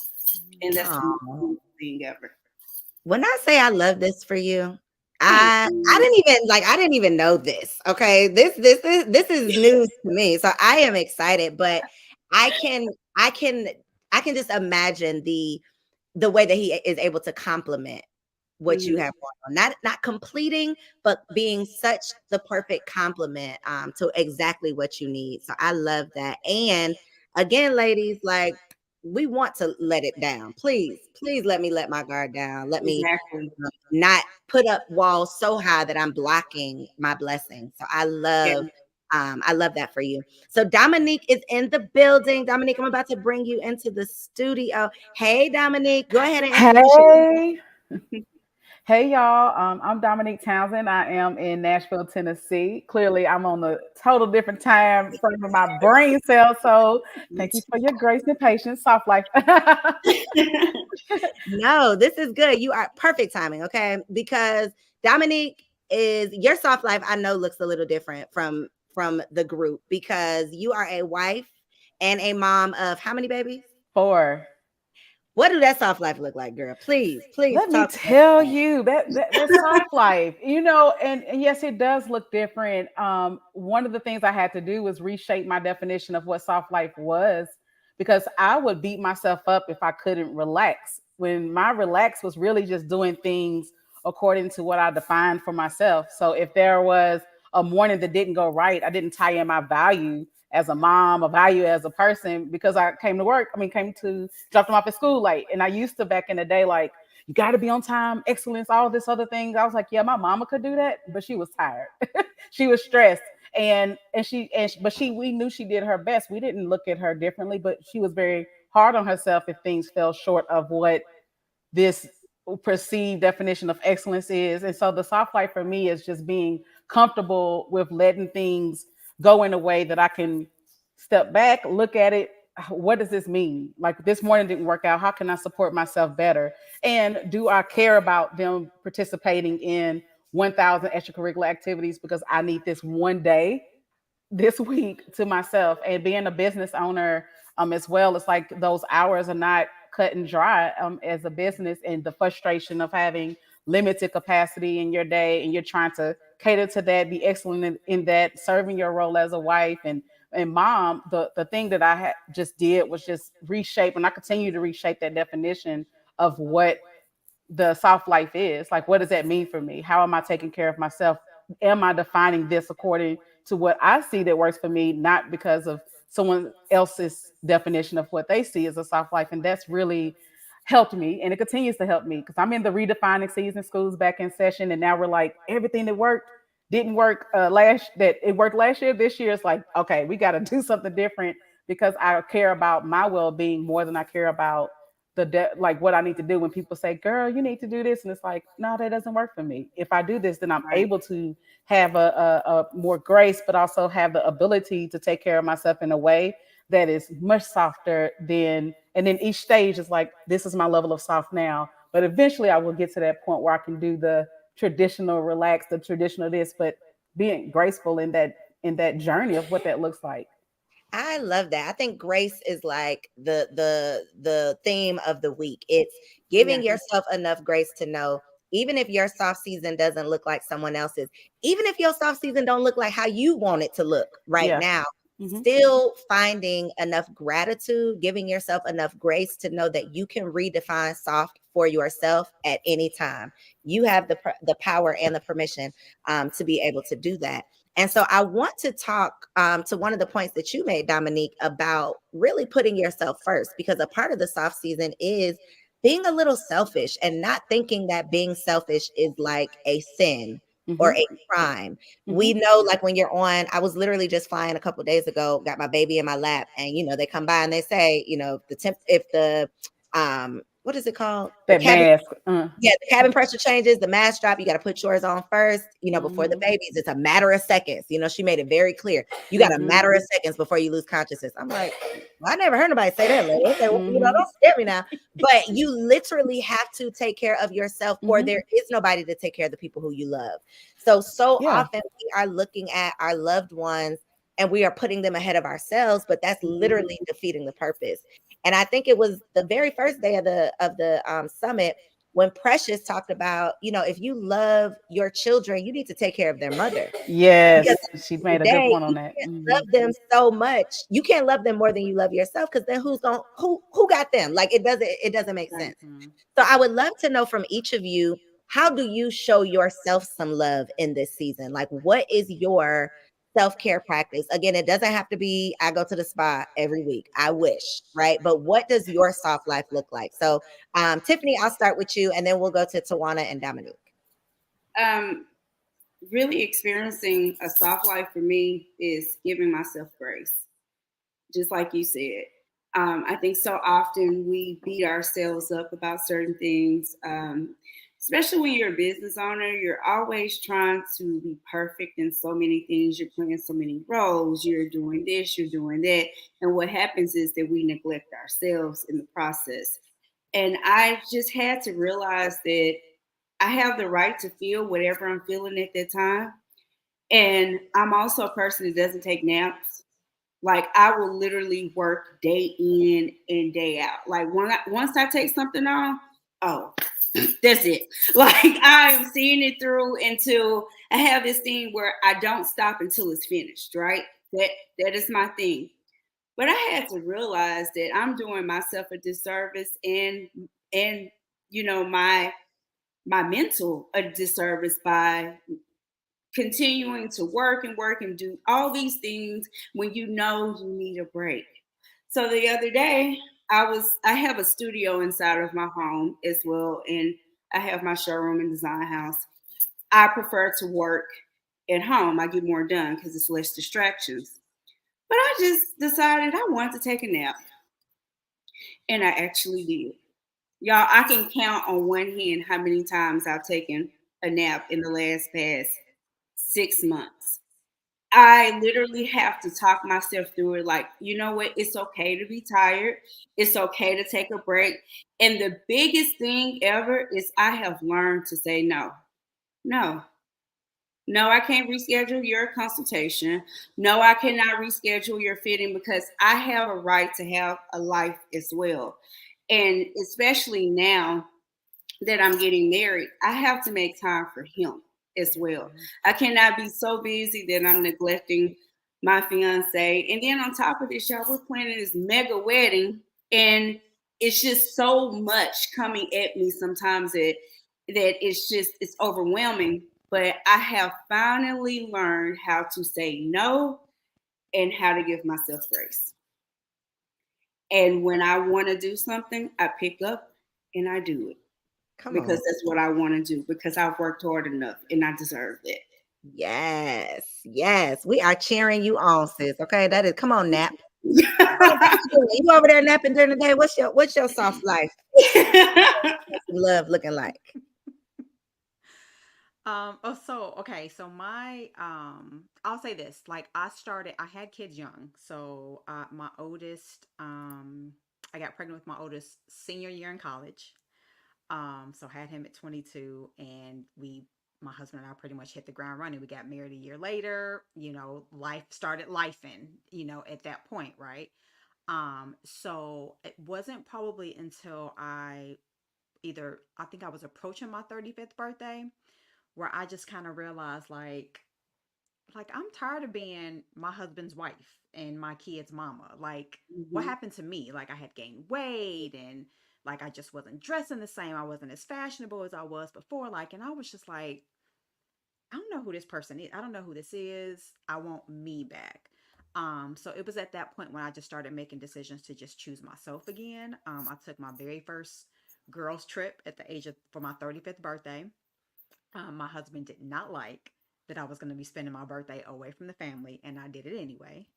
And it was great for me, right? And that actually kind of kicked off both of us starting to have our separate trips with our friends, right? Mhm. Because everything was always with the family. Um, and so it kind of started there. A few years later is when I launched Personally She. I had started a fashion blog at one point. Yeah, so I really at that moment, that's when I realized, okay, it's time for you to get back to you again. And so that was when my boys were teenagers at that point. And so now that they're gone, it doesn't look much different. I still vacation, I still, hang out with my girls. um I initially thought that I wasn't doing self care right because I thought self care meant, going to get massages and doing yoga. And, I had this vision and this idea of what, self care looked like. But for me, like the soft life is essentially just me being happy, and I just want to do things that make me happy, whether that's going to brunch with my girls or whether that's sit on the couch watching TV with my husband. Like Yeah. those are the things that make me happy, and so that's what I want to do. And so now I'm in the place of trying to be more intentional with my day, and my productivity. So I have been working on just really trying to get my morning routine down. So I'm doing meditation and affirmations, working out again, eating healthy again. So yeah, so those are just kind of the things that make up my soft life. I love that. And I love that we have so many different perspectives because, and I know Dominique, I think you got married right out of college too, right? Am I wrong? Girl, we got married 2 weeks after we had our baby, senior year in college. So yeah, I Okay. totally get So yeah, it. okay. So both of you all had to hit the ground running. Like you Yeah, didn't really have a chance to settle into a soft season because yeah, mom, it's not much softness about mom life, right? It's not at all. you don't get to step into that. You don't get to ease into that. You're kind of Hmm. thrown in there. And so I Mhm. love that we have varying, diverse, experiences. So Dominique, I'm very curious to find out how you incorporate some love into this season. I asked myself this question recently about what kind of tree am I growing right now. I get right. It's like this thing that I used to value so high, like how loyal I was to people, how much I showed up for others. And then I looked and said, well, I'm helping them with their tree. They're the root, but their tree, I'm helping them with the watering it and doing all of these things. But if I look back at my tree, I don't even have anything in the ground from for what I want. So I have to go like, if I wanted to be this tree, what kind of tree do I want to be? And do I give myself this permission to dig into, like, be in the ground long enough to grow and be this bamboo? Because I like the bamboo most of anything. But anyways, I was tying into like, I am the root of every experience, and I'm the root of this. And I realized like I was just losing it, like this challenge of you're praised more for how much you show up for the world, stretch yourself thin, but no one is there if you're sick. And it's the core people. It's like your 2, 3 people. If you get that, if you're down, and then it's like it gets lonely. It gets like, wow, you get upset, you get disappointed. And then it's like, well, what if you give yourself permission to show up for yourself in the way to where you don't put so much weight on how other people show up for you. You put like, because you define what was right for you, you define how you're rooting your tree, and you're okay with that. And if they bring a little water, that's good, but you're not looking for that in a way that it justifies like how you feel about yourself. And so like for me, the soft life is like, man, I feel good just not going to this. I feel good being here for this. And in turn, I'm giving myself that permission to figure out this redefining season. And I show up here, I might not show up there, but it's really just trying to figure out me, and I need to work on my tree. Like Beyonce ain't losing no sleep if I stop emailing her that she ain't checking my messages, like, but but I need to put that energy. I'm just giving a crazy example. I might have done it, I ain't gonna tell myself, but like, I'm trying to be a backup dancer, by the way.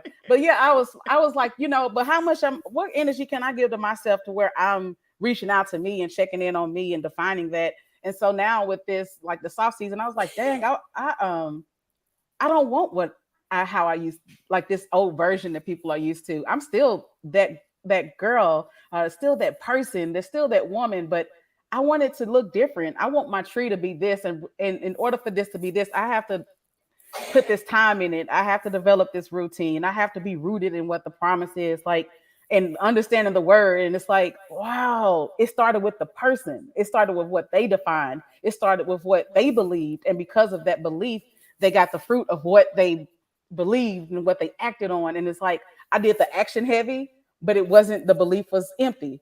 And I had to go back and say, what do I believe about this soft season? What do I want to experience? If I want to go out to eat alone, I don't feel bad if I'm not like reaching out to someone and saying, hey, let's catch up. Like, I actually just want to go to coffee by myself this morning and just sit here and read this book and take my time. And it's helping me to understand what I really want, but it's also highlighting who's for me in the season, who's like, you get that discernment gets stronger. You realize when if people, they check on you when they need you, and it's like, and then you get where, okay, it doesn't bother me as much. I'm giving myself more permission because I am rooting myself in a way, watering myself in a way that I'm not looking for other people to approve of the type of tree I'm trying to grow. And I know me and analogies, I don't know if that was good, but that's what I'm trying to.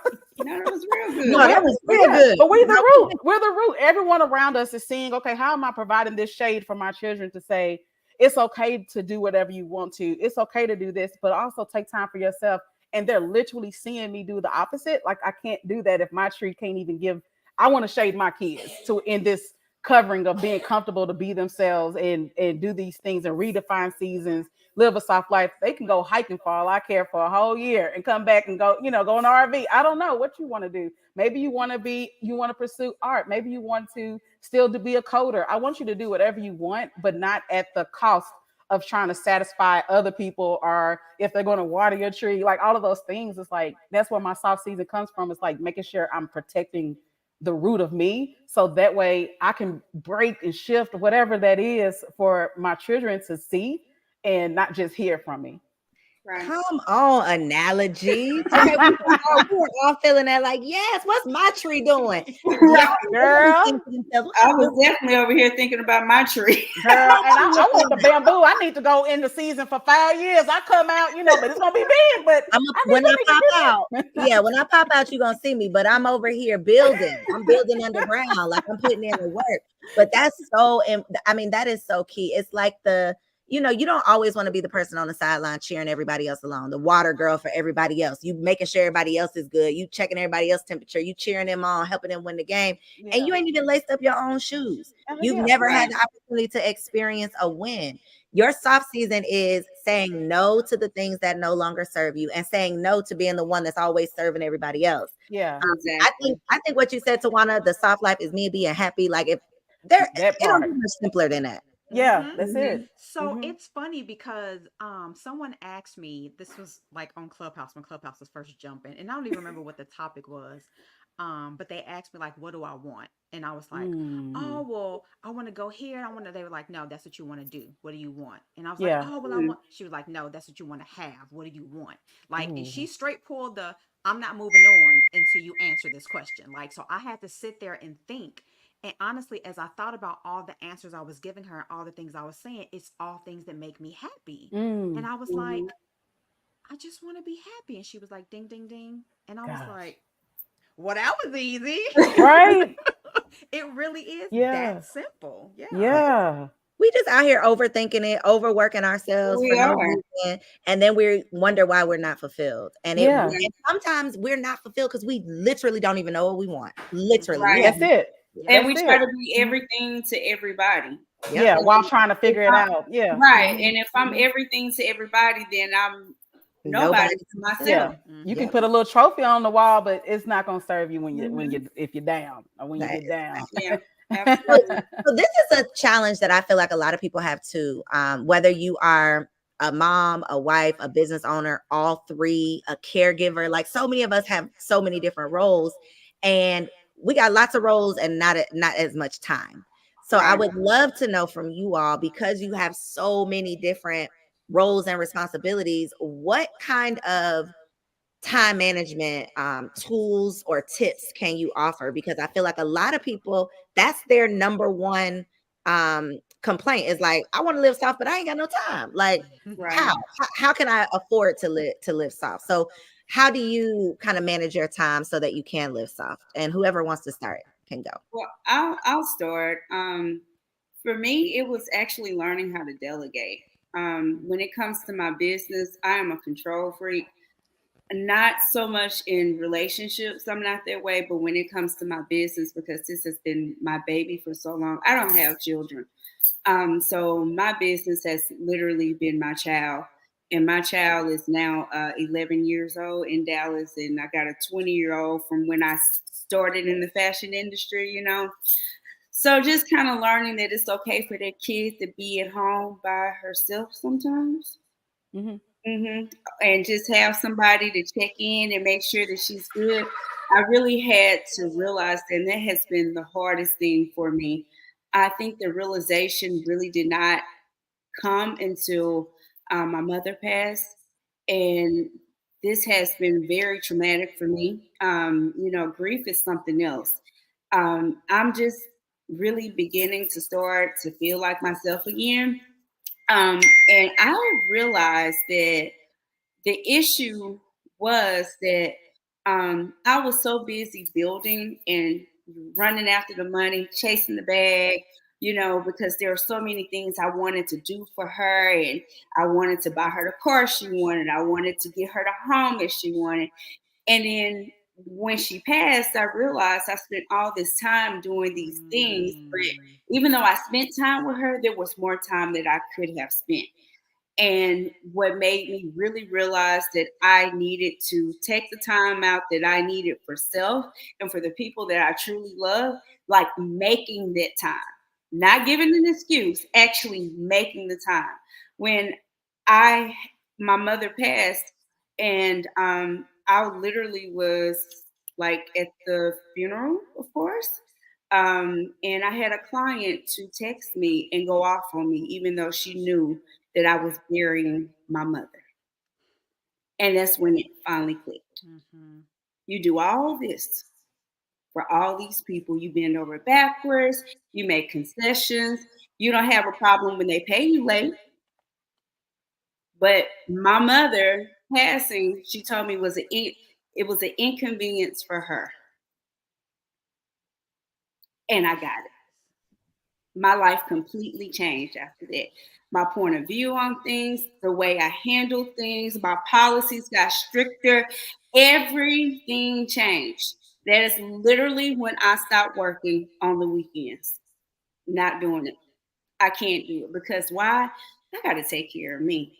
Because whether I'm sick or I pass away or a family member passed, my mother, y'all, not my dog, my mother. And for someone to have the audacity to say something like that to me, I needed it. I didn't even realize I needed it. I needed it in order for it to put things in perspective. That we run and chase after the wrong things. And those are the things, we can't take those things with us. That part. You know, my mom can't enjoy the house or the car I was trying to buy her. She's in heaven now. She don't need any of this stuff, you know? So, perspective. And literally, when they say get somebody else to do it, that is that is the slogan of my life now. Get somebody else to do it because I'm not doing it. I finally learned that it was okay to take care of me. And I hate that it had to be in those circumstances, but that's the blessing in disguise, right? it definitely was. It was a huge eye-opening experience that caused a lot of hurt and pain. Now, mind you, I don't have any skin in the game with this person. This isn't someone I have a personal relationship with, but it also taught me how people truly are. People are selfish. They're inconsiderate.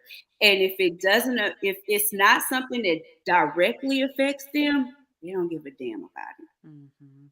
So that's why you have to take care of you first. That part, which is why you got to give a damn about it. Because if ain't nobody giving a damn about it, you know, like somebody, right. It's gonna be me. if it's at least gonna be me. So thank you for You're sharing that. I welcome. appreciate your transparency. And my God, if that is not an example of for everybody, right? A word of encouragement that we all need to be more appreciative with every moment that we have. Um, I don't know what is for Yeah. sure.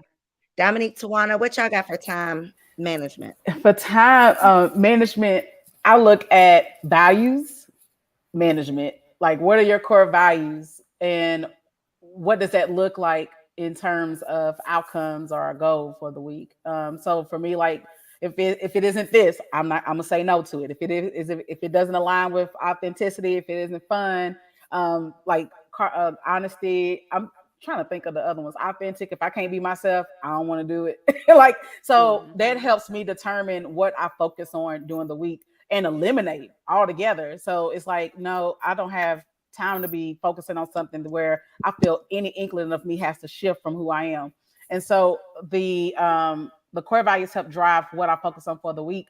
But I definitely like doing like capacity. So business, if I'm doing business, we know I'm going to give myself a hour buffer before after dropping off them kids. Last year we had 4 schools. This year we got 3 different schools. It's crazy. And I know if I go straight into working on my business, I don't feel like I got to breathe. So I give myself an hour, like a whole hour, and that's really different from me. Like, I like, if I'm not working, I'm not. And so I was like, no, what's important for me is it's supposed to feel good. Surely I can win if I do it according to these core values, because I believe if this is the type of experience I seek, the actions that align with this kind of these core values or these this outcome of what I seek to reach, then how I'll approach it will drive that success if I stick to it, you know? And so, like, after that hour, I go right into business, and I do like 5 to 6 hours on business before picking up the children again from school. And then what I have is like peak seasons. Like, okay, this season I'm gonna work like during the evening times, but I'm gonna cut off here no matter what. And then what it does is force me to put more value in my week and what I focus on than just tasks. Like, hey, I need to take care of myself. Like, okay, this day we ain't doing nothing. So what do we need to do Monday through Thursday? Is that really important? Is this something that's the outcome? And I was a caregiver for months for like during the winter time when my mom had a stroke. And that was a whole nother role that it's weird. You're taking care of your parent, you're like your child again, but then you're taking care of your parent, and then you're trying to be a parent and be a wife and run a business. And that season really taught me, if I don't put a value on it, if I don't make that a priority, then everything, like, you know, I mean, you're gonna it's gonna compromise your own personal health of how you show up for others. So for me, it was like, okay, this is important for me. I want to make sure I can show up for her. I have to put some boundaries on that time of, okay, if I come an hour later and instead it doesn't mean that I failed as a daughter.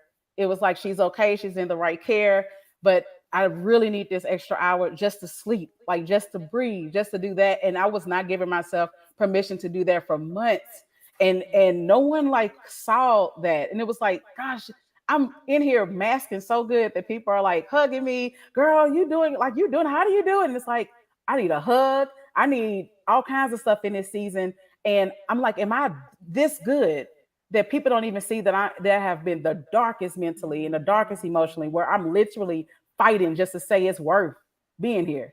So it's like, on top of doing all of these roles, and it was like, no, if it doesn't have this, I gotta reframe that. What am I doing this week? How do I show up for people? If I am in this place, that root or whatever that I'm putting in the ground, like, what does my week look like? Because I need to dedicate some time to me. We need to put all of this part on hold, because it's not going to mean anything if you're not feeling good. So when I look at time management, I look more at the values part, and then looking at the time and respecting that capacity. Like, if it didn't work this week, what do I do differently?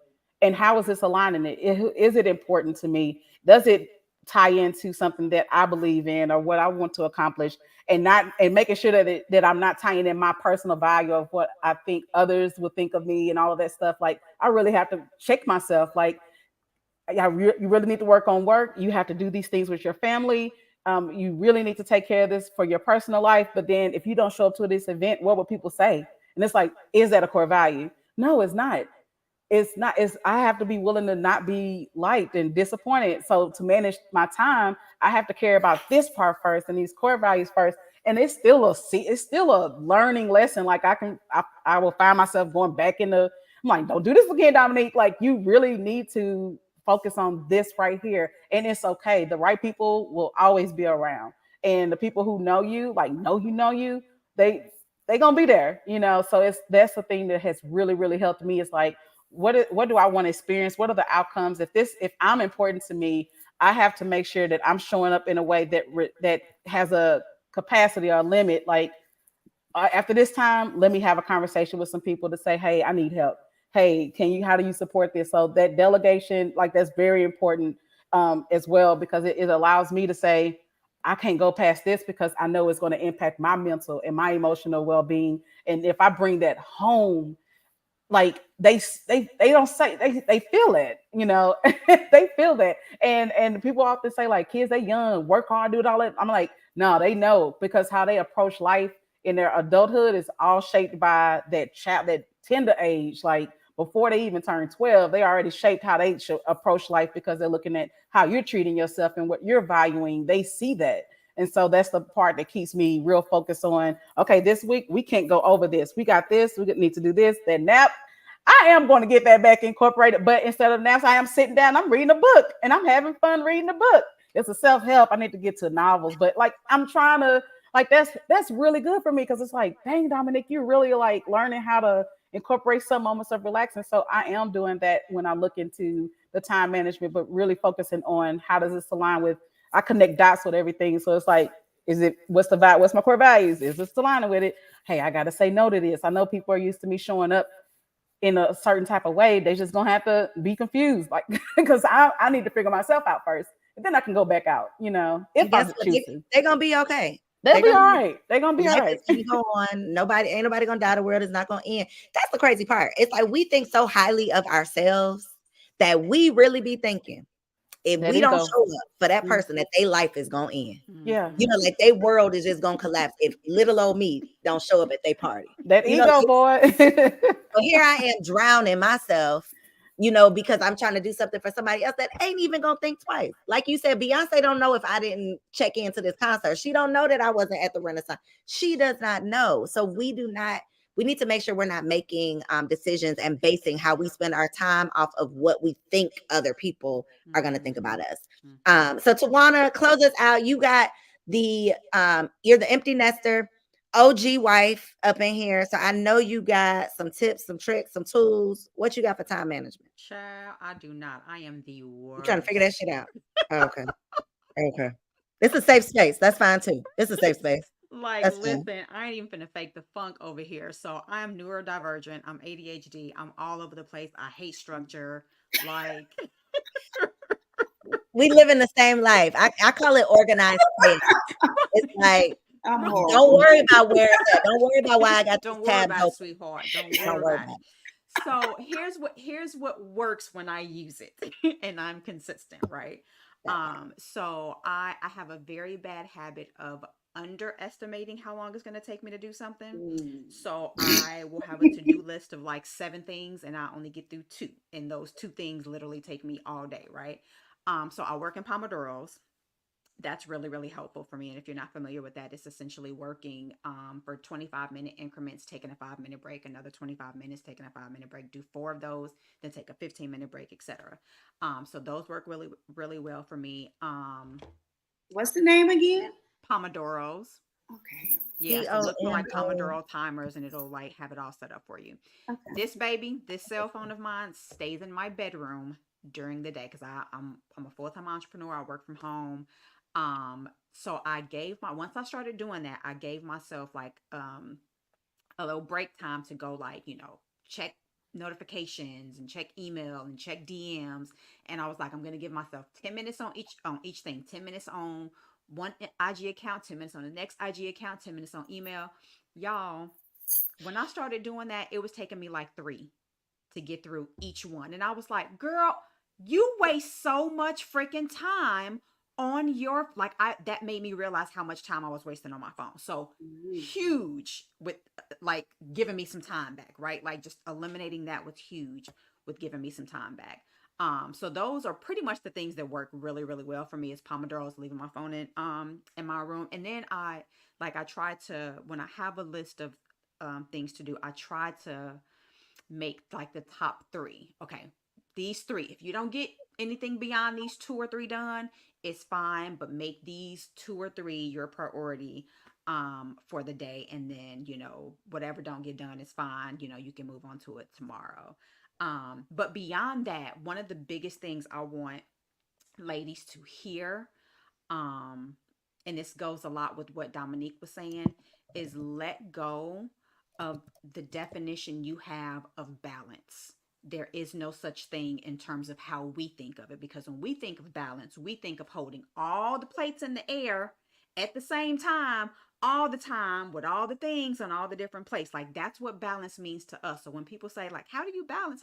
I don't, because there ain't no such thing. At some point, something's going to fall, right? So you just have to plan your balance accordingly. Like, Dominique was talking about a lot of it, essentially.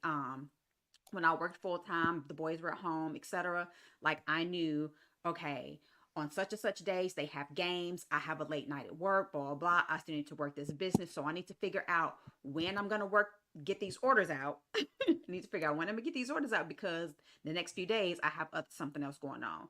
I need to figure out how I'm gonna get this work done, because in 3 days I'm going on vacation, right? So it's just a matter of things are gonna fall, right? So the times when things were really, really busy at work and with my business, my house was a mess. I wasn't cooking food. We were eating out all the time. Like, it just is what it is, right? And we have to be okay with that, because that's just life. So that's probably save a soul here. Release somebody. It's me. Yes. I'm the somebody. I'm like, that's we just hired a chef because biggest thing. Oh, nice, girl. They be eating Cheetos for breakfast if it's in the car. I feel like that's an accomplishment some mornings. You ate Cheetos. Okay, y'all ain't hungry. Is my kid the only kid that wants to eat these chips? Like, he's surviving off of oatmeal and chips at this point. I'm like, it's crazy. So I'm laughing and joking, but that truly, like what you just said, Tawana, the transparency and authenticity and the imperfectness of that response is literally the point of this summit. It's like, girl, I don't damn know. You got me on this panel and my time management ain't together either. Like, I'm trying to figure it out. That is so needed, because shit, me either. Like, I'm trying to figure it out too. And it's good to know that everybody doesn't have it all together. Dominique, you had a whole scientific answer for your time management. I don't have it all together, though. I don't have it all together. That's why I go back to values. To work with. No, that's good though, because it's different perspectives. I love it. I love it. And y'all see, I didn't even really answer the time management because I have none. You said delegated. Look, delegated. It would delegate, right? you that is releasing, because Black women, it's like you are frowned upon if you got a chef, a nanny, a housekeeper. Ooh. No, we need help, and it ain't nothing wrong with needing it. You cannot do it all. Cannot. And it's no when you mention that, a lot of things I've been seeing with people, like, you don't understand, she got money, she got help, but like, don't you want to experience that too?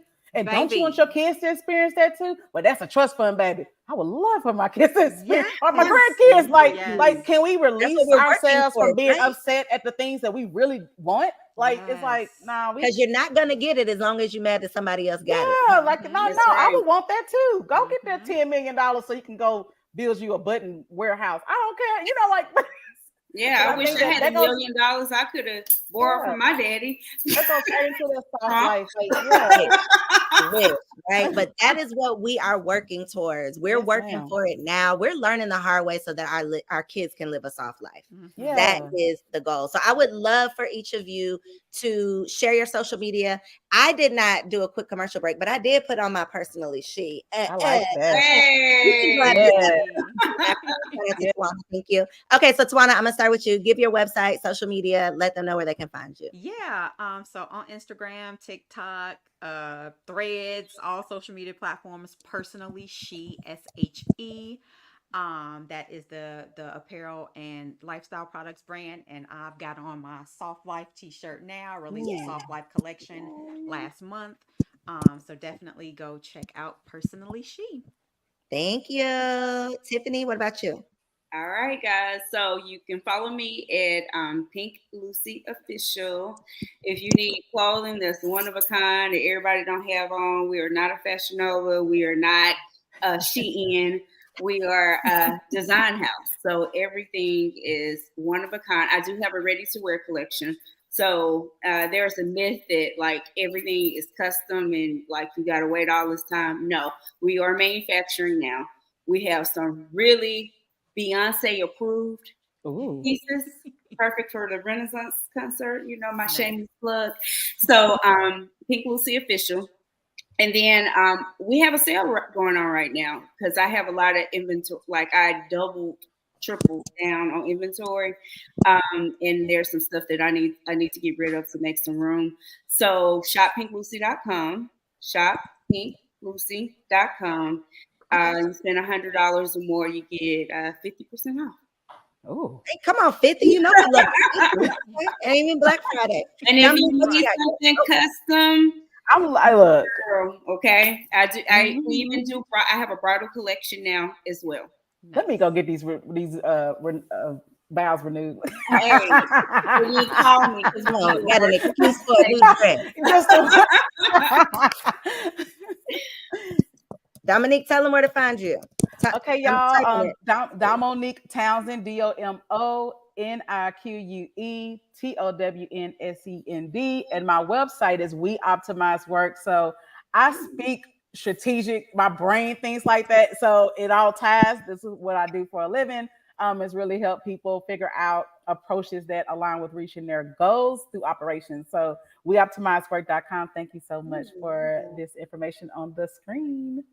Y'all are so bomb. I appreciate you. I enjoyed this. I'm so glad to see you. Yes, I'm so glad to see y'all. I have enjoyed this. Thank you so much for agreeing to be here. Not even asking any questions. Y'all were just like, yes, I'm there. And for that, I truly, truly appreciate y'all. Thank you for being here at the summit. And that's going to conclude our Defy Soft though. Ooh, right. And I wish everybody the best and nothing but the soft life and to be authentically who you are because it's so much beauty in it. Thank you, ladies. All right, y'all have a great night. Bye. All right, y'all. Woo! My heart is full, y'all. I truly, truly enjoyed that. And my next guest, our last and final session of the Soft Season Summit is about to get started. I am about to bring up my girl, TK Lee. She goes by TK Lee, but I'm gonna put some respect on her name and try to get this last name right. Here, she looking like, girl, don't do it. I'm gonna do it. So I'm about to bring up a wife, a mother, a bad, I don't want to say a bad bee because she is a woman of God and a king. She is a kingdom woman, but she is bad, y'all. Okay. Y'all are going to love her. You are in for a treat. Without further ado, this is Takesha Iwebu. Okay.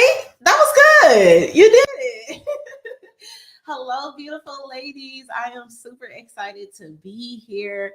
Listen, I am a real interactive woman, so I am paying attention to y'all comments.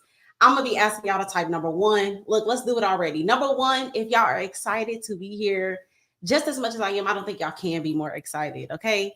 Number one, if y'all are excited to be here. Number two, if you are amped, hold on, y'all. I'm getting older, so I need some back support. Let me put this pillow behind my back. Okay, yay. We got a lot of ones. Y'all, I have been blown away by the trajectory and the impact of femininity. Okay. I have been blown away by people are calling it a trend that women are wanting to be more feminine. I'm like, look, if it's a trend, whatever it is, if it is leading women, okay, back support, if it is leading women to tap into their femininity, to get back to a soft life, I think we had enough of the superhuman, super women, like, what our grandmas did, we're getting to a place where we're like, that's not gonna work for us. That's not, we're not gonna be tired, depressed, not living our fullest, because honestly, that is not what God has called us to do. So I have fallen in love. This is my ministry to encourage women to tap back into what God originally created us to be. So we are gonna be talking all things, not just soft life, but femininity, modesty, all of the things that God has created us to be as nurturers. And so I want to ask y'all, Corey, I might need your help to tell me how to share this screen on this. Did she leave, y'all? Then boom. Okay. Share screen.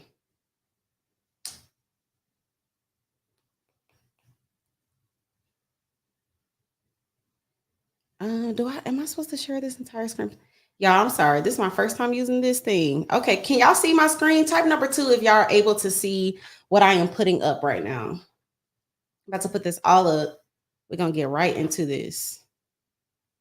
But before I do that, I need to make sure y'all can see this. Number 2, if y'all can see what I am presenting.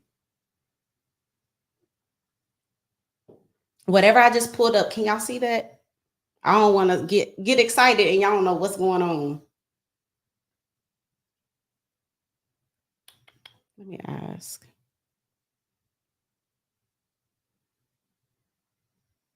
You can't? So y'all can't see what I'm doing right now? It says that I'm sharing it.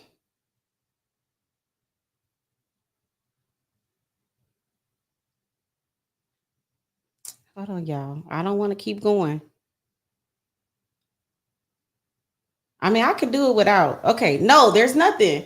Okay, well, maybe we will be going without the presentation, and that's fine too. We're gonna keep it rolling. Type of number 3 if y'all ready to. We just see you, not your screen. That's so crazy. It's sharing your. It says that it's sharing it. Look, I'm gonna be like the old folks. Look at the devil. So y'all can't see this. This is crazy. It's literally saying that you can see the screen. Okay, before I confirm to move forward without this, y'all let me know if y'all can see this. Now, can y'all see it says soft season back to the original design?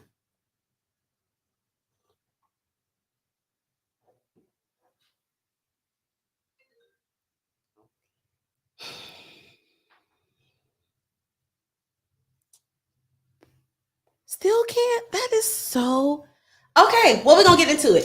So I want y'all, before we even get into talking about what I believe God has given me when we're talking about femininity, nurturing, I want y'all to rate your level of femininity, your level of soft life from 1 to 10.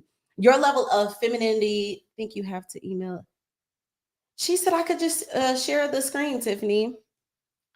I'm not sure. I mean, it literally says that I'm sharing the screen right now. But I want y'all to rate y'all femininity 1 to 10. Your soft life, your ability to tap into what you believe God has created you to be. So a 10 is, baby, I'm locked in. I have my tools. I have implemented habits in my daily routine to continuously keep me feminine.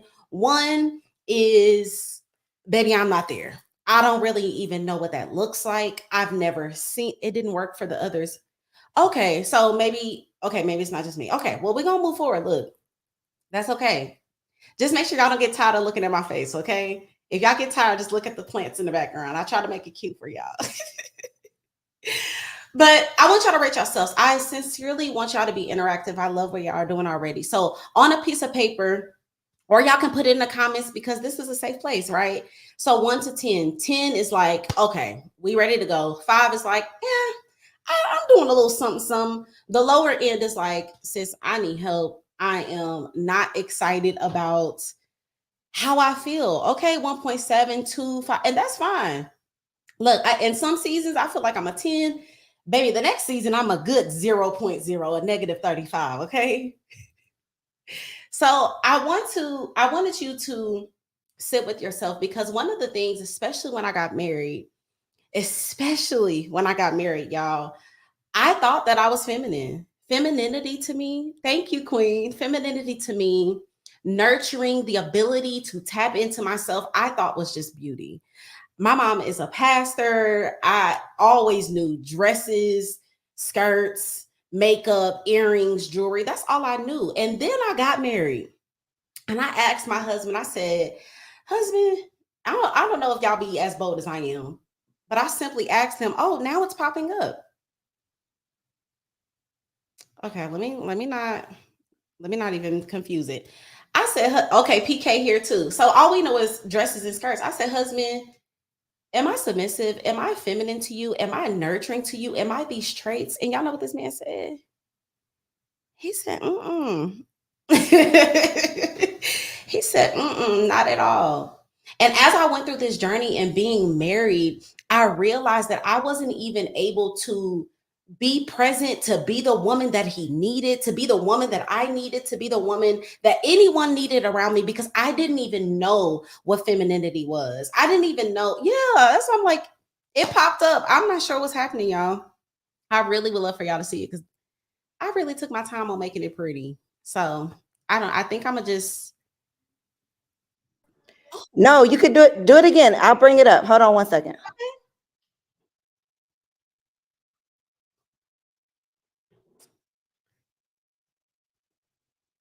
I just saw something and I saw myself at the same time. Is it working? Okay, because no weapon formed against me. Look, I was just in my prayer closet before I hopped on this window. I said, whatever happens, it's gonna work together for my good. Romans 8:28. It's gonna work together. Whether I present this or I don't, we're gonna get this message across. Okay. So we can see it. We're good, Coriel, we're good. Okay. Yes, you're perfect. Amen. Okay. So I went on this journey of talking to my husband and asking him if I was feminine, asking him, what do you view me as? Because I can think that I'm something all day long, but for the man that is with me all day long, for the man that sees me, that's my best friend, you can really tell me what's up, right? And as I went on this journey with God and just asking him, what does it mean to be? I went all the way back. I said, God, what is a woman? I don't know about y'all, but I didn't grow up with super feminine women. I grew up with women that emasculated their husbands. I grew up with women that were boss chicks. I grew up with women that were pastors and they were in authority, which we all know that there's nothing wrong with that. But if you cannot go home and remember your position and rest in who God has created you to be, then there's a problem. And then we have the nerve to complain that we don't have an environment or an atmosphere to be soft. And so I went on this journey. And y'all, I've been on this journey of femininity, modesty, soft life, all of this for years. And the more that I tap in with God, the more I realize that femininity is not just this relentless desire.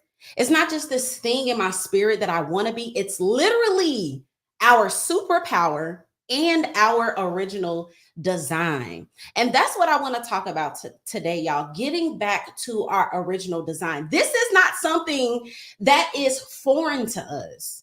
Being soft, being feminine, being nurturers, being feeding our families spiritually, mentally, creating environments that is full of love is who we are created to be. It is not something that is foreign. It's not something that we have to go out of our way and find. And so before I feel like we can get into some solutions, because I definitely want to offer some things that I believe God has consistently given me on my journey. Y'all know we got to talk about the problems.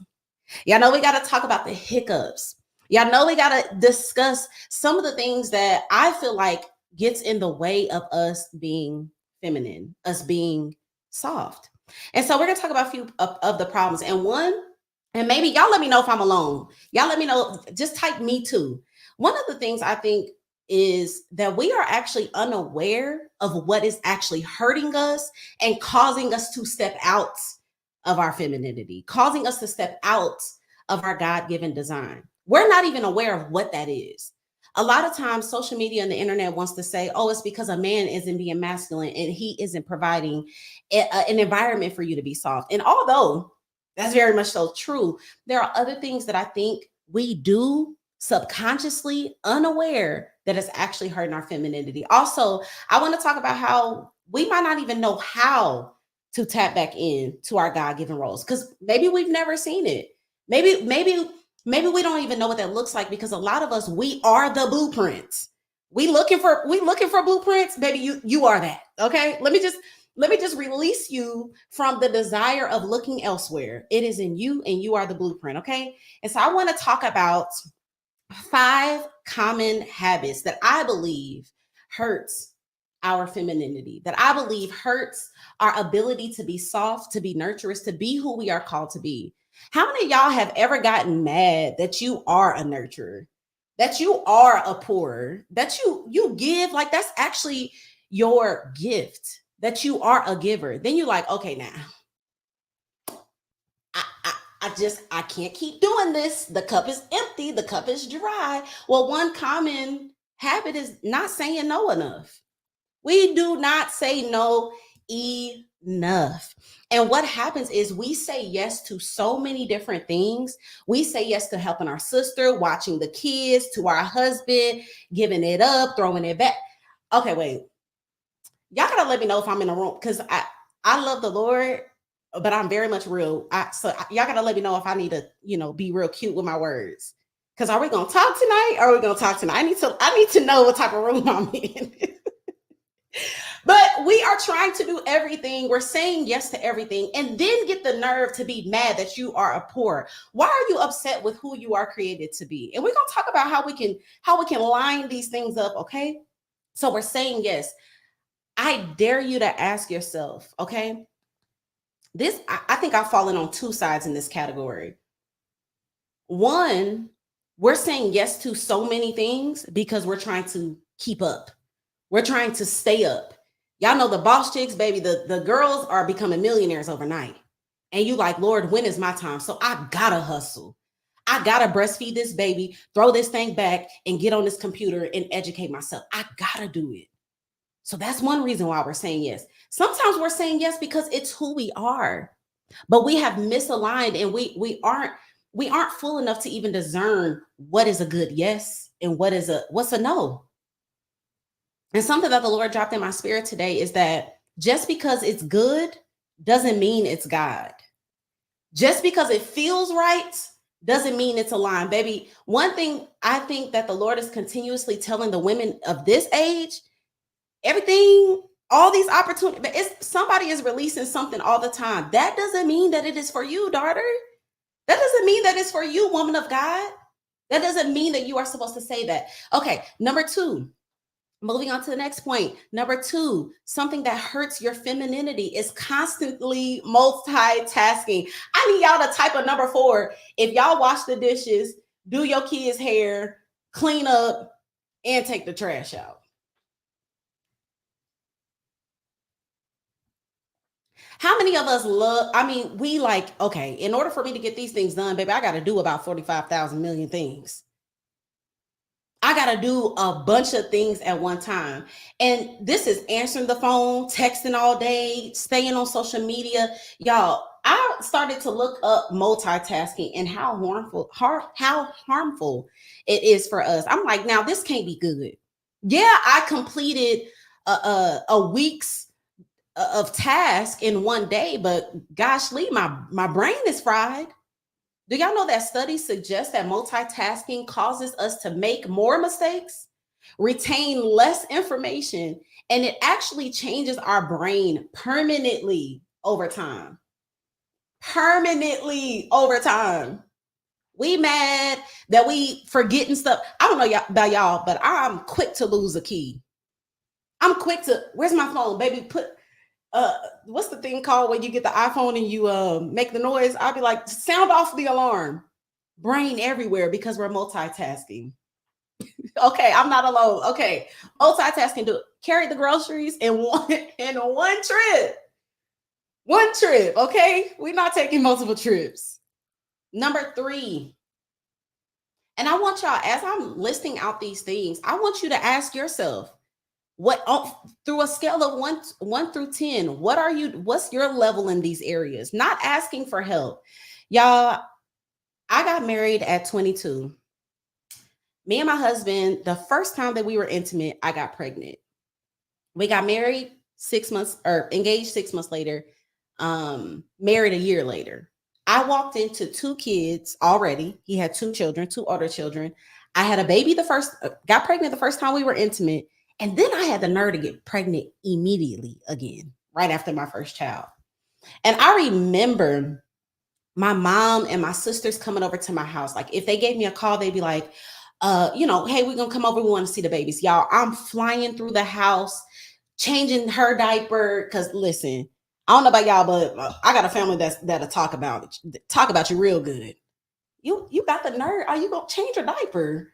Brush her hair. So here I am driving myself crazy, trying to run through the house, fix everything up, take care of my kids. When I could have just asked for help. Hey, listen, mama, when you come over, could you vacuum this living room? Oh yeah, I just got one baby on one boob and another one that's kind of still on the boob, and I need to cook dinner. Could you come over? How many of us are not asking for help? How many of us have been so disappointed so many times that you're like, you know what? I got it. I'm good. You know how when your husband don't do something on time, you're like, you know what? I'm a hammer this picture in the wall. I got it. I'm good. Okay. Number 3, that is one of the things that can hurt. It can hurt our femininity. It can hurt our ability to remain in a soft life, is not asking for help. Number 4, we got negotiable self-care routines. You know, the things that you're supposed to be doing. You're supposed to be waking up, oiling your skin. You're supposed to be praying. You're supposed to have a whole devotion. That's negotiable, ain't it? I want you to type a number 2 if that's negotiable. And be honest. You know what? Today I woke up late. I'm going to talk to God later on. I'm going to brush my teeth at 2. Especially if you're a stay-at-home mom or you're an entrepreneur, you control your time. Okay, I used to be that way, but not now. Okay, negotiable. It's negotiable for you to take care of you. You like, okay, I gotta hurry up and get the kids to school. I gotta hurry up and do this. I'm last. Number 4, I'm gonna try to fly through these, y'all, because when I tell you I have been dealing with all of these things. Like, okay, no, we're not having negotiable self-care. I don't care what that kid can cry for 2 more minutes while I put on this collagen. Number 5, no quiet time. No quiet time. When the last time you were able to just sit in your own existence, sit in your own presence, no husband, no kids. I'm talking about do that for a cool hour. Even if you're not sitting, 2007, is that the last time? When is the last time that you were able to? When's the last time you've been able to hear your thoughts? Don't clean the laundry. Don't wash the dishes. Sit down, sit your butt down. When's the last time you've been able to really do that? I believe these are the biggest things, especially when we become mothers, when we become wives. We selflessly love. We love our husbands. We love our community. We love our friends. We give up so much time. We wake up, we have a negotiable self-care. We multitask all through the day. We don't ask for help. We don't have any type of moment for ourselves, and then wonder, well, when am I supposed to be feminine? When am I supposed to have a soft life? When does these things happen? And so I want to share what I believe is some solutions. Number 1, I think a solution is the fact that you're in this room. The fact that you took out a time on Thursday to say, you know what, I need some gyms. I need to lean on my sisters. Who got a gym for me? Okay. You know how to do time management. I need to sit in your class. You know how to handle your money. I need to sit in your class. You know how to pray. I need to sit in your class. That's already one part. And then 2, you are ready to do the work. So I need y'all to type, I'm ready to do the work. If you are ready to do the work, if you are ready for solutions, if you are ready, no matter what the environment is, to stay and remain in your femininity, to stay who God has originally created you to be. He's originally created you to be a nurturer. You are originally created to live a soft life. That is how you are designed. So if you're ready, okay, we got some I'm readies. I'm ready to, y'all. I'm ready to continuously live this life, okay? Number 1, word this how you want to word it. One way to get back, let's get back to her, is saying no and dipping off. Dipping off can be whatever you want it to be. I want you to think about, what is consecration for you? What is the church folk call it a good old sabbatical? What does that look like for you? I remember, y'all, I've been having I've been growing my tribe with my sisters, and I had some new girls that had came into my tribe. We're getting to know each other, and I was like, hey, I'm gonna let y'all know this right now. Takesha Iwebu, she gonna take a break. I'm gonna dip off for 2 weeks. I'm going to go on a sabbatical. I am going to leave social media. I'm pausing. Whatever it is, we have to get to a place where we are okay with saying no. And y'all know what I think? The reason why we can't say no, the reason why we are afraid to dip off, is that we don't actually trust God. We don't actually trust that our life is full of grace, that our life is full of prosperity, that our life is, there's abundance waiting for us. We don't really trust that. Let me tell y'all about my family just a little bit. I have a family, all sisters, my mom, my dad, 4 women. Every single Sunday, y'all, after church, we went out to eat. Every single Sunday. And now that I look back, I'm like, that was kind of ridiculous. But every single Sunday we went somewhere. Ryan's. I'm from Kansas City, Missouri, so y'all might not even know these restaurants. But the soul food buffets, whatever, y'all got Golden Corral, stuff like that. Yeah, we was there. And we were always used to being with one another. And one of my sisters, y'all, she stopped coming to one of these, to these dinners for what it seems like a cool year. Do y'all know how upset? Do y'all know how upset we were? Oh, we talked about her. Oh, okay, your husband must not like this family. Okay, she acting funny. Called it intervention, had my sister come to what was it? Was it Starbucks? I think it was Starbucks. What's up? Why you not hanging around us? Y'all, when I tell you this woman did not explain why she dipped off, she did not explain why she took that break. Y'all, this woman came back after a year and bought a beautiful cold home. For that year, y'all, she made it mandatory. I'm not explaining nothing to nobody. God called me to this. And if you are a part of my tribe, and if you love me, pray for me and allow the Lord to give you discernment on why I'm doing this, right? She had to save money. She had to get her mind right. She had to, okay, y'all in the season where y'all can ball out. Y'all in the season where y'all can go to the brunches. I'm not in that season. And if y'all love me, y'all gonna pray for me and assist me spiritually. Do you actually trust God enough to dip off? One of the scriptures, y'all, okay, I got to bring God in here because he is everything. He is every reason why my life has flipped upside down for the better. And I would tell my friends that I leave quite often, y'all. I leave these friendships for a cool week, 2 weeks. Y'all listen, this is super random. I want y'all to type, are y'all a high maintenance friend or a low maintenance friend? I don't know if y'all don't know what that is. A high maintenance friend is someone that continuously needs to speak to their friend, be involved in their life. They need the physical touch. They need to be around. The low maintenance friend is like, we can go out, but I'm busy, so I'll see you probably in 2 to 3 months.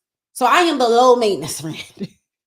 I have 4 daughters. My husband has 2 baby mamas. Okay. When I tell you it was a cool amount of hell in the beginning of this marriage, I got to figure out my life. I can't know that I love you though. Right. And so I had to explain to my friends, I got to pause. And I asked God, I said, God, is this right? Am I a bad friend that I don't be showing up, that I dip off, that I do this so much? Then I found this scripture. I said, if God ain't good, it said, but Jesus often withdrew to the wilderness. Often. Y'all know what the word often mean? Somebody want to type the definition? Often withdrew. In the midst of healing, in the midst of teaching, in the midst of being a father, in the midst of being a brother, in the midst of all of these things, this man has said, I gotta go. I love serving y'all. I love teaching. I love motivating, but I know my source and I gotta go talk to him. So I gotta dip off. Pause on the questions. Y'all will live without me for just a moment. Y'all will be okay. If he did it, and us, we in this flesh, in this human form, in the weakness of our being, we got the nerve to never stop. Then you wonder why you're going crazy. Then you wonder why you're having mental breakdowns. Then you wonder why you're dealing with so much spiritual battles. You're not equipped. You refuse to dip off. You refuse to, can I say this? Can I make a bold statement? You refuse to trust God. You refuse to trust him enough to say, if I don't show up one day, I know I'm still good. One of the favorite scriptures that I think is everyone's is Jeremiah 29. For I know the plans I have for you, says the Lord. They are plans for good and not for disaster, to give you a future and a hope. If you believe that, I just need you to type number one. If you no, I'm talking about like, be honest.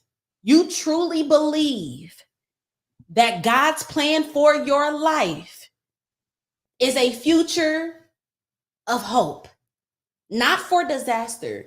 Then if you believe that, if you truly believe that it's his plans that is good for me, why we don't trust him? Why we don't trust him enough to fast off of social media? Why we don't trust him enough to just take a break, not talk on the phone? No, I'm not answering my phone. Can't do it. Number two, I believe is a solution, is being present over being perfect. One of the coldest scriptures, y'all, in the Bible is a rebuke that God gave to his daughters. I want to talk to y'all about it. I want to see what type of people, what type of women we got in here. I'm okay with it all, but how many of y'all been in church? Y'all done heard the story of Mary and Martha. I just need you to type number 5. Mary and Martha, you kind of know, you got a little gist of who they were. And after I tell this story, I want y'all to type who y'all are after I get done telling y'all the story. But type number 5 if you know who Mary and Martha is. And I want to read this scripture to y'all really quick. It's a bomb story that I had to reflect and ask myself, okay, women of God, Tiffany, come on. We got a couple Tiffany's in here. She walks it, she talks it, okay? Love the way she walk and talk. That's a song. Okay, I got to read this. Y'all be patient with me, okay? If y'all want to open up your Bible, we can do that too. We can do that too. Let's do it, okay? I'm reading Luke 10, 38, 42.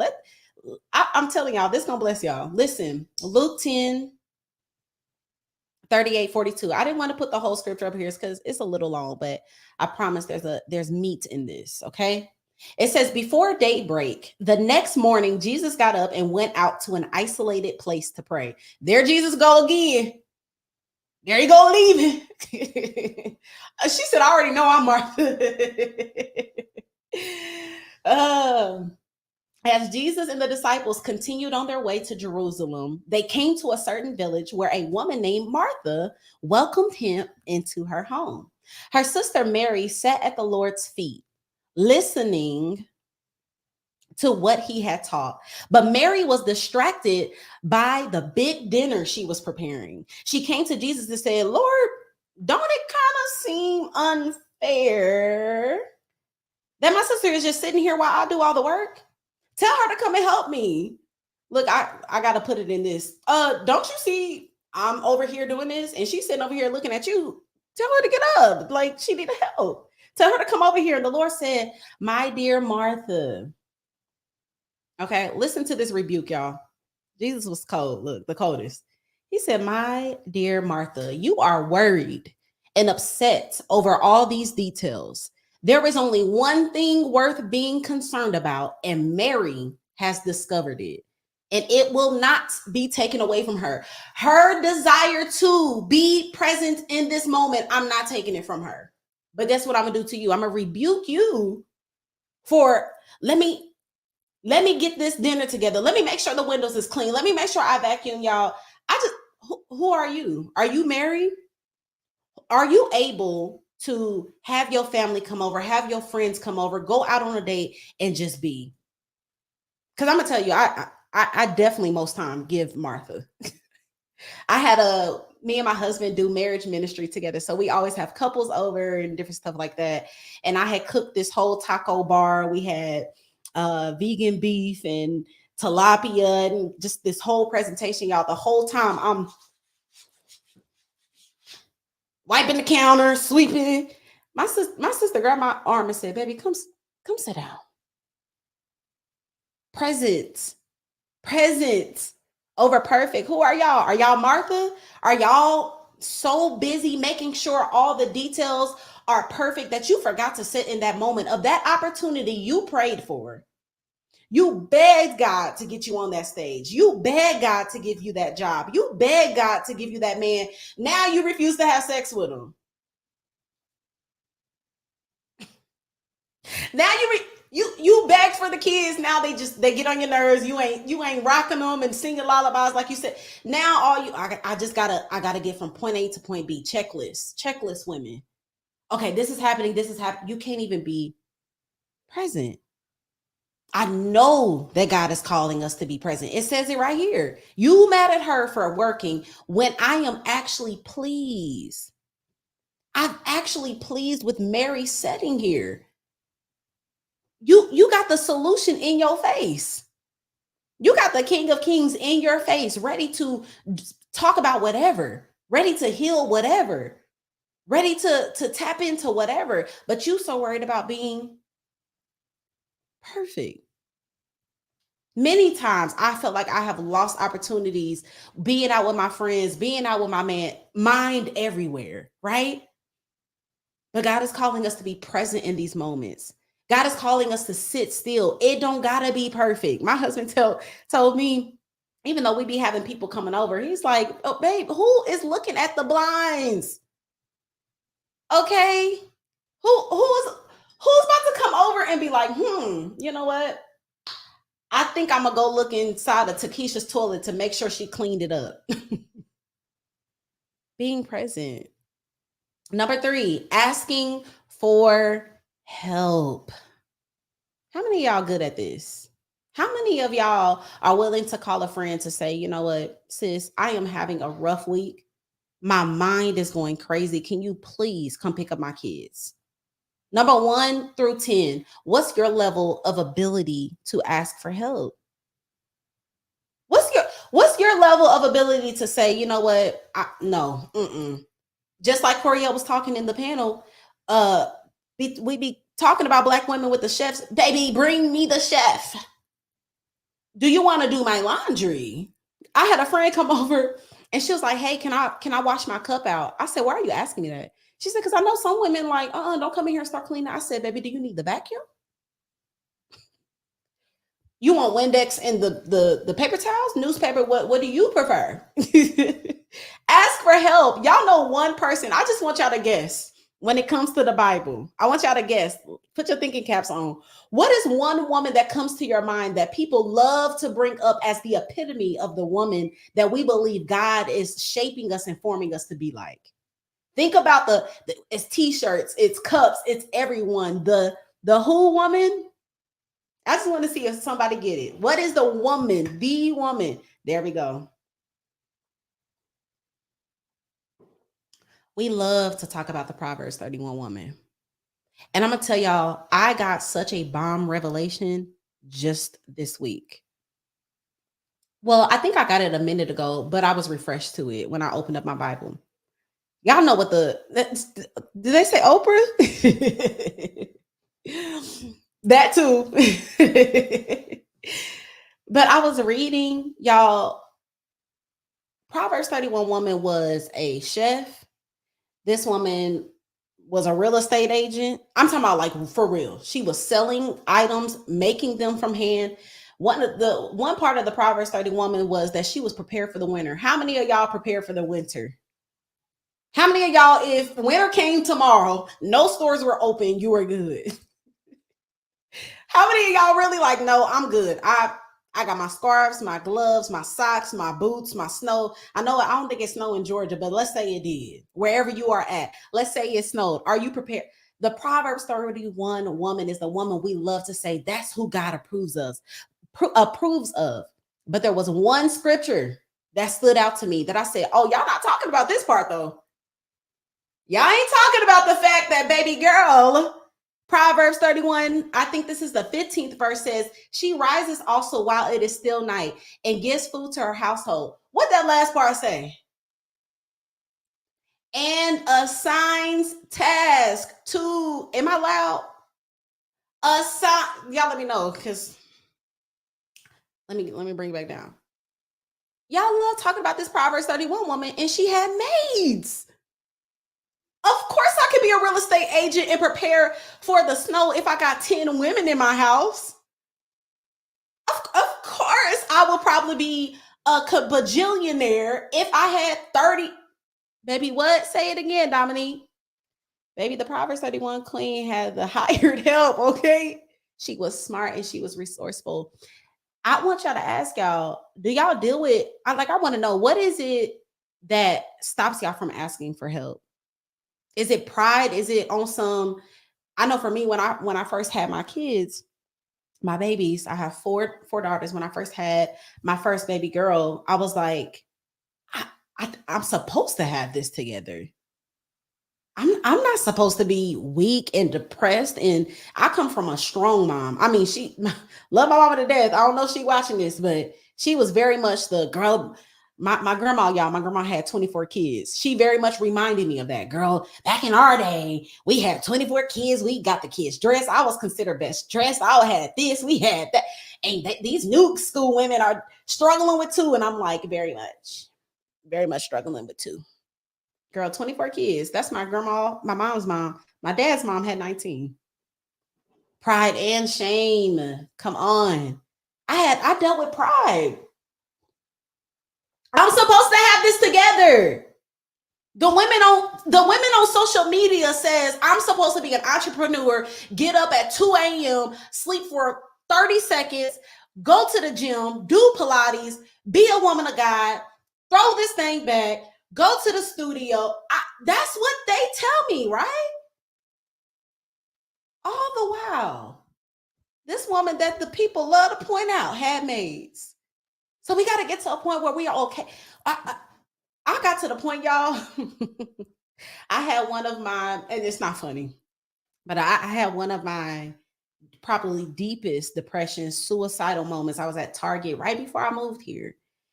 And I was just so overwhelmed with everything. At this time, I was doing Christian hip hop. I had at least 3 shows every single weekend. My children were young.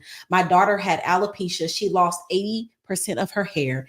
Every morning I woke up, there were balls of hair on the floor. That was the most excruciating, the most helplessness I've ever felt. Going to the doctor to look at this woman and her tell me, well, you need to get used to painting her nails and giving her a purse because her hair is never growing back. In the midst of this, going through turmoil with my husband in a custody battle with our oldest that ran away to Arizona from Kansas City. We're chasing her around I got to my weakest point. And I said, at this point, I don't have room for pride. I need somebody to clean this house for free. I need somebody to watch my kids for free. I don't even have the money to pay for it. That's how desperate I got. I need an intern to handle my Instagram. You look, the pay is the experience, okay? The pay is you practicing. The pay is one day something gonna pop off and I got you. How many of y'all bold enough to be like, hey, I don't have nothing, but and ask? Y'all know the saying, closed mouths don't get what? Don't get fed. Number 4. We got to have non-negotiable self-care. And sometimes I don't like talking about self-care because it's like, cliche, like, yeah, get up. I'm not talking about the new age. And it can be that. It can be the collagen on the face and turn the lights on and lighting the candle and all of that. That can be that. But a lot of us confuse self-care for maintenance. I'm not talking about getting your nails and toes done. That's not self-care, baby. That's maintenance for the most part. I don't know about y'all, but I don't enjoy getting my nails done. I can't stand it. Okay, what about y'all? Like, I get in them nail shops and I'll be like, please hurry up. That's why I don't get no designs. I'm in and out. I don't got time to hear y'all possibly talking about. Look, that's not self-care. Do y'all know that it is a commandment? A commandment for us to love ourselves? What does loving yourself really look like? What does self-care really look like for you? One thing that I feel like us as women, we've gotten so out of touch with who we are as feminine beings that we don't even know what we like. We don't even know what we enjoy. It wasn't until probably about a couple of years ago that I was able to slow down, took some, remember the first one, saying no. I said no to a bunch of opportunities. I stepped back, stopped the whole situation that was going on that was making me money, but it was driving me crazy. I slowed down everything. Then I found out, oh, I love herbs. I love tea. I love looking at what the earth can do for me. Okay, what can ashwagandha do? Okay, what's up with ashwagandha? I'm hearing it can do some things. what's happening with the dandelion? Okay, I need a detox. I love learning about that, but I would have never known that if what I say earlier, saying no, and I have a non-negotiable me. Maybe some of y'all can afford to go to a hotel for. What does that look like for you? I want y'all to type that in the comments. What is a dream? And I don't want to even say dream. Let's say, what is a feasible, non-negotiable self-care? What does that look like for you? Where you're like every 2 weeks, when I used to do my, you like getting your feet done, girl? I do not like it. I mean, it'd be all right. I just feel like I'll be having to correct them all the time.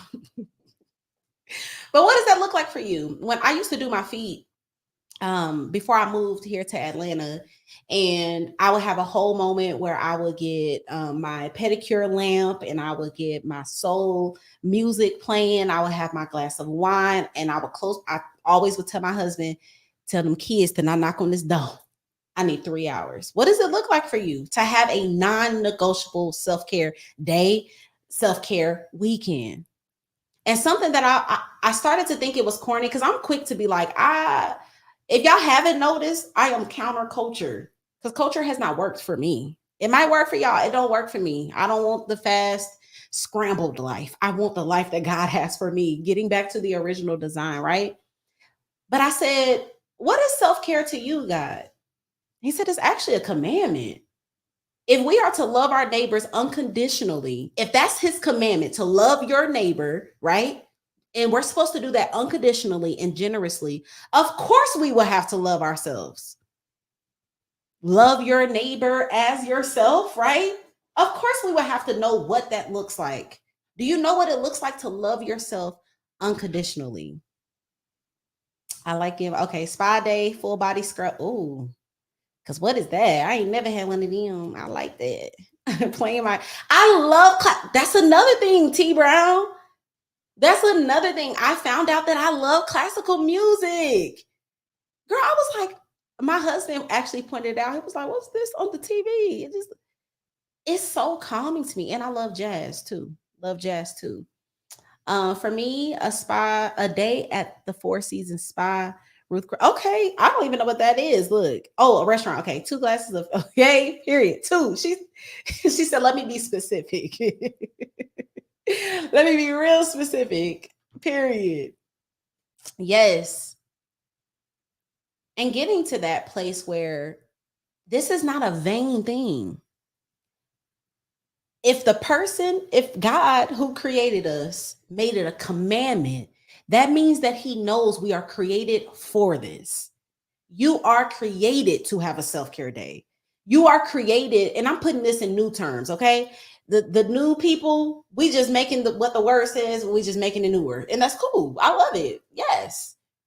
But it goes self-care, non-negotiable self-care is loving yourself unconditionally, loving yourself generously, loving yourself enough to be like, if I got to stop getting my nails done so I can have money to go to this hotel tonight, that's what I'm gonna do. I'm gonna put on, I'm good for a press-on nail.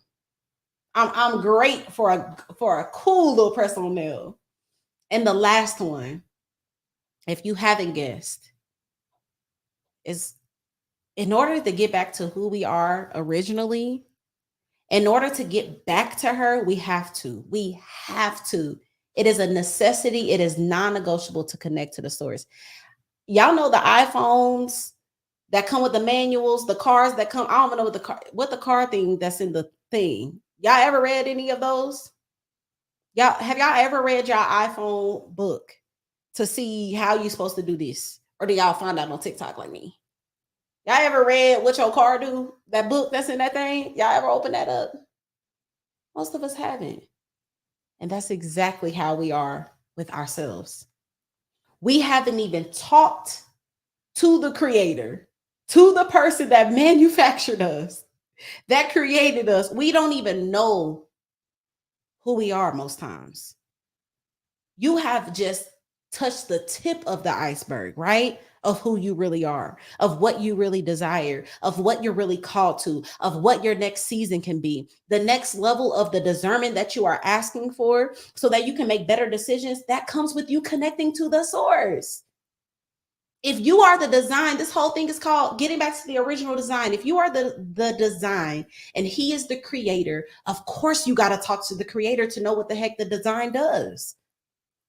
What am I made for? I know me, y'all, when I came to Kansas City or Atlanta from Kansas City, I moved to Atlanta to do Christian hip hop. I got here, released 3 books, a time blocking situation, a food planner, started speaking, getting speaking engagements. I'm like, wait a minute, I was supposed to be a rapper. I was on tour. I released albums. Y'all can still look at it. It's all up. Look, videos, all of that. That's what I thought. And a lot of us are running away from even finding out who we truly are. A lot of us are actually running from really knowing ourselves. I don't know about y'all, but God has called me to some scary things. God has called me to some things that I'm like, I don't want to do that. But when we continue to connect, when we continue to go back, when we continue to ask him, what's your version of my success? I need to know that.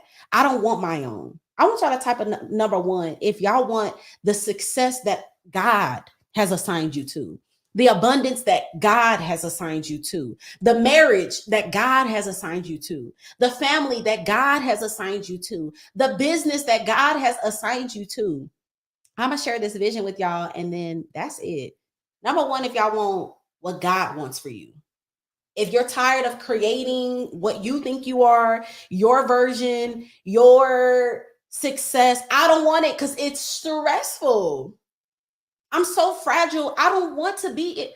I don't want the control. God, you tell me. Let me share this vision with y'all. Y'all know the new cars that, okay, whatever he has for me. Amen.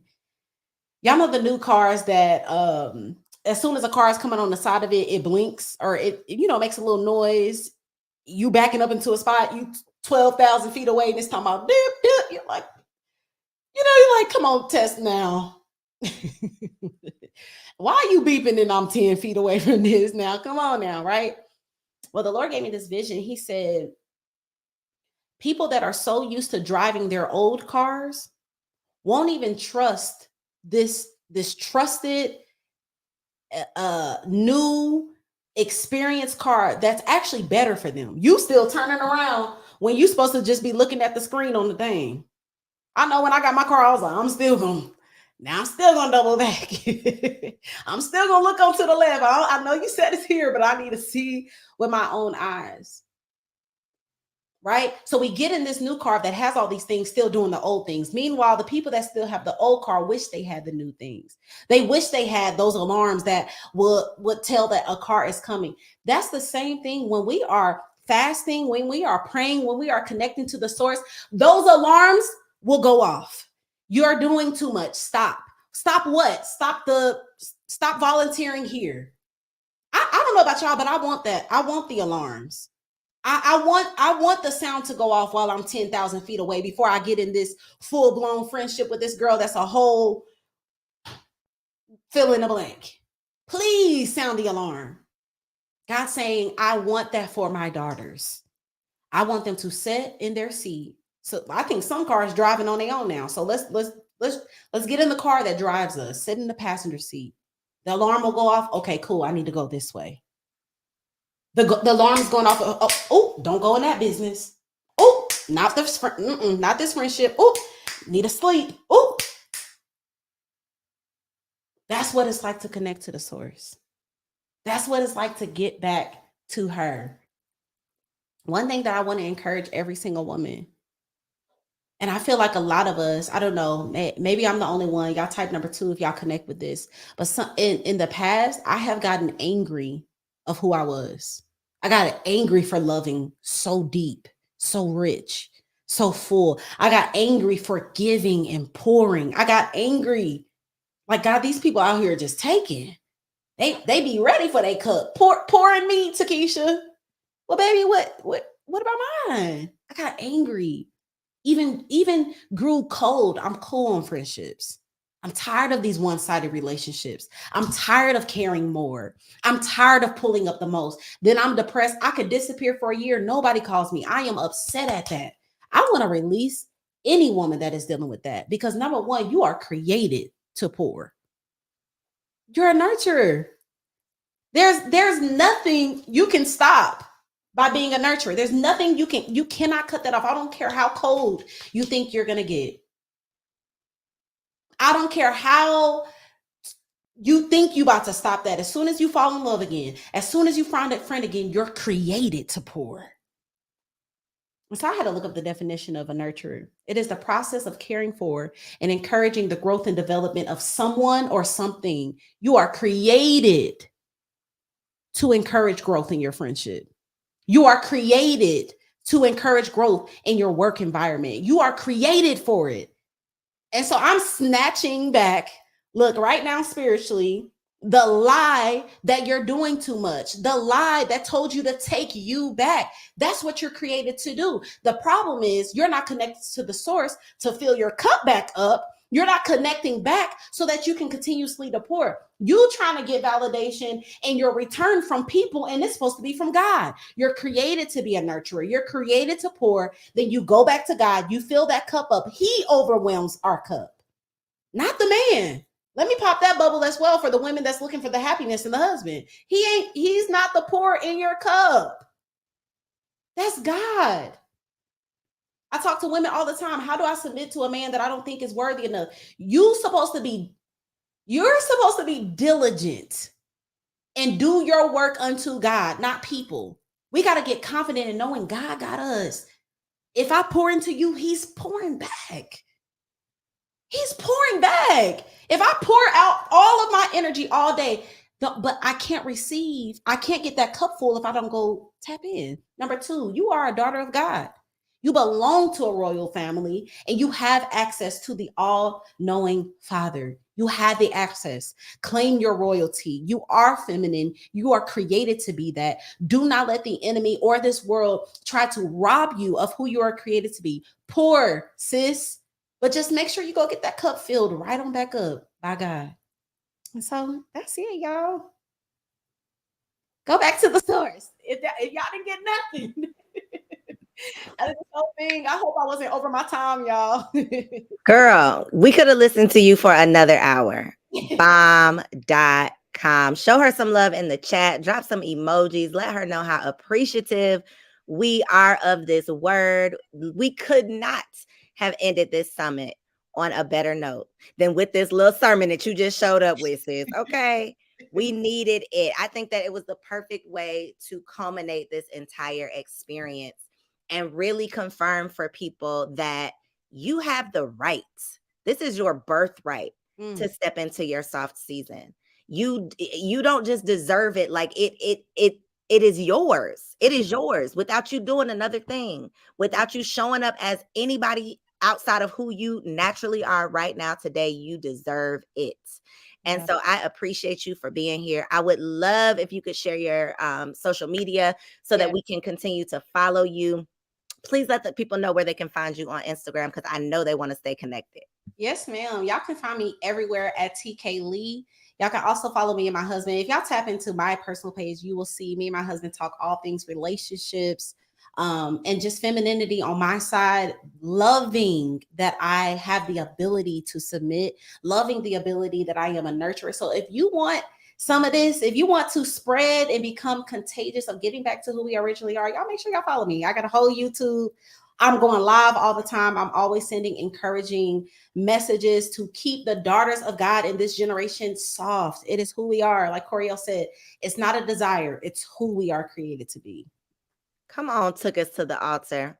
I I love it. I appreciate you. We appreciate you. And I thank you so, so much for being our finale speaker for the Soft Season Summit. Thank you for being here. Bye, y'all. Thank y'all. Y'all, I mean, if we had mics, I would just go ahead and drop them at this point, okay? Because again, God has been all up and through here. This ain't even no like religious experience, but it has been so healing, so therapeutic, and so needed. Truly confirmation that this is what I am being called to do. So I appreciate y'all for being here for the last 4 days. It is my prayer that you have enjoyed this experience as much as I have. I have received a couple of emails actually. I didn't realize, y'all, that payday was tomorrow. So I've gotten a couple emails that's like, sis, I'm trying to come to Grown Woman Weekend in November, but girl, that direct deposit does not hit until 3 a.m. So if that is you, in soft season spirits, I am going to keep the discounts available until tomorrow at midnight instead of tonight at midnight. So if you have been sitting over there like, girl, I'm trying to get in, I need to be a Grown Woman Weekend, but payday's tomorrow, I got you. Okay. So the application process, instead of starting tomorrow, that will begin on Saturday. So if you want to get in where you fit in to join us in Atlanta, November 3rd through the 5th for Grown Woman Weekend, definitely make sure you log on to grownwomanweekend.com. If you are familiar with the Work, Pray, Slay events that I have previously hosted, trust me when I say you are not going to want to miss out on this opportunity to meet with your sisters in real life, okay, and connect in just a meaningful way. I already know that y'all are ready to get outside. Okay. So real quick, I want to just show y'all what you'll see when you log on to grownwomanweekend.com. It is the ultimate retreat experience, an opportunity for you to connect with a tribe that matches your vibe. 3 full days of fun, from our champagne toast to our daycation experience and our send-off brunch. You are truly in for a treat. Now, if you go to grownwomanweekend.com, you don't have to take my word for it, okay? You can literally scroll through and read testimony after testimony after testimony after testimony after testimony from women who have attended my events in the past and literally will testify to the fact that it was a life-changing, game-changing experience, and they walked away a new woman with a new attitude and some new connections and relationships. So if that sounds like something you need to just fill your cup and ease your spirit as you step into the soft season that you are in, Grown Woman Weekend is absolutely for you. You can grab a regular ticket, $100 off. They are $197 right now. VIP is $397. No lodging is not included. For $197, girl, 3 nights of lodging. No, ma'am. No, ma'am. The way these prices are set up, no, ma'am. But all of the details are available for you so that you can see what's included at grownwomanweekend.com. I truly, truly have enjoyed you all. It is my prayer that I get to connect with y'all in real life this November here in ATL. I love y'all. The replay will be up on the replay page. Thank you so much for being here, and I'll see you in November. Peace out.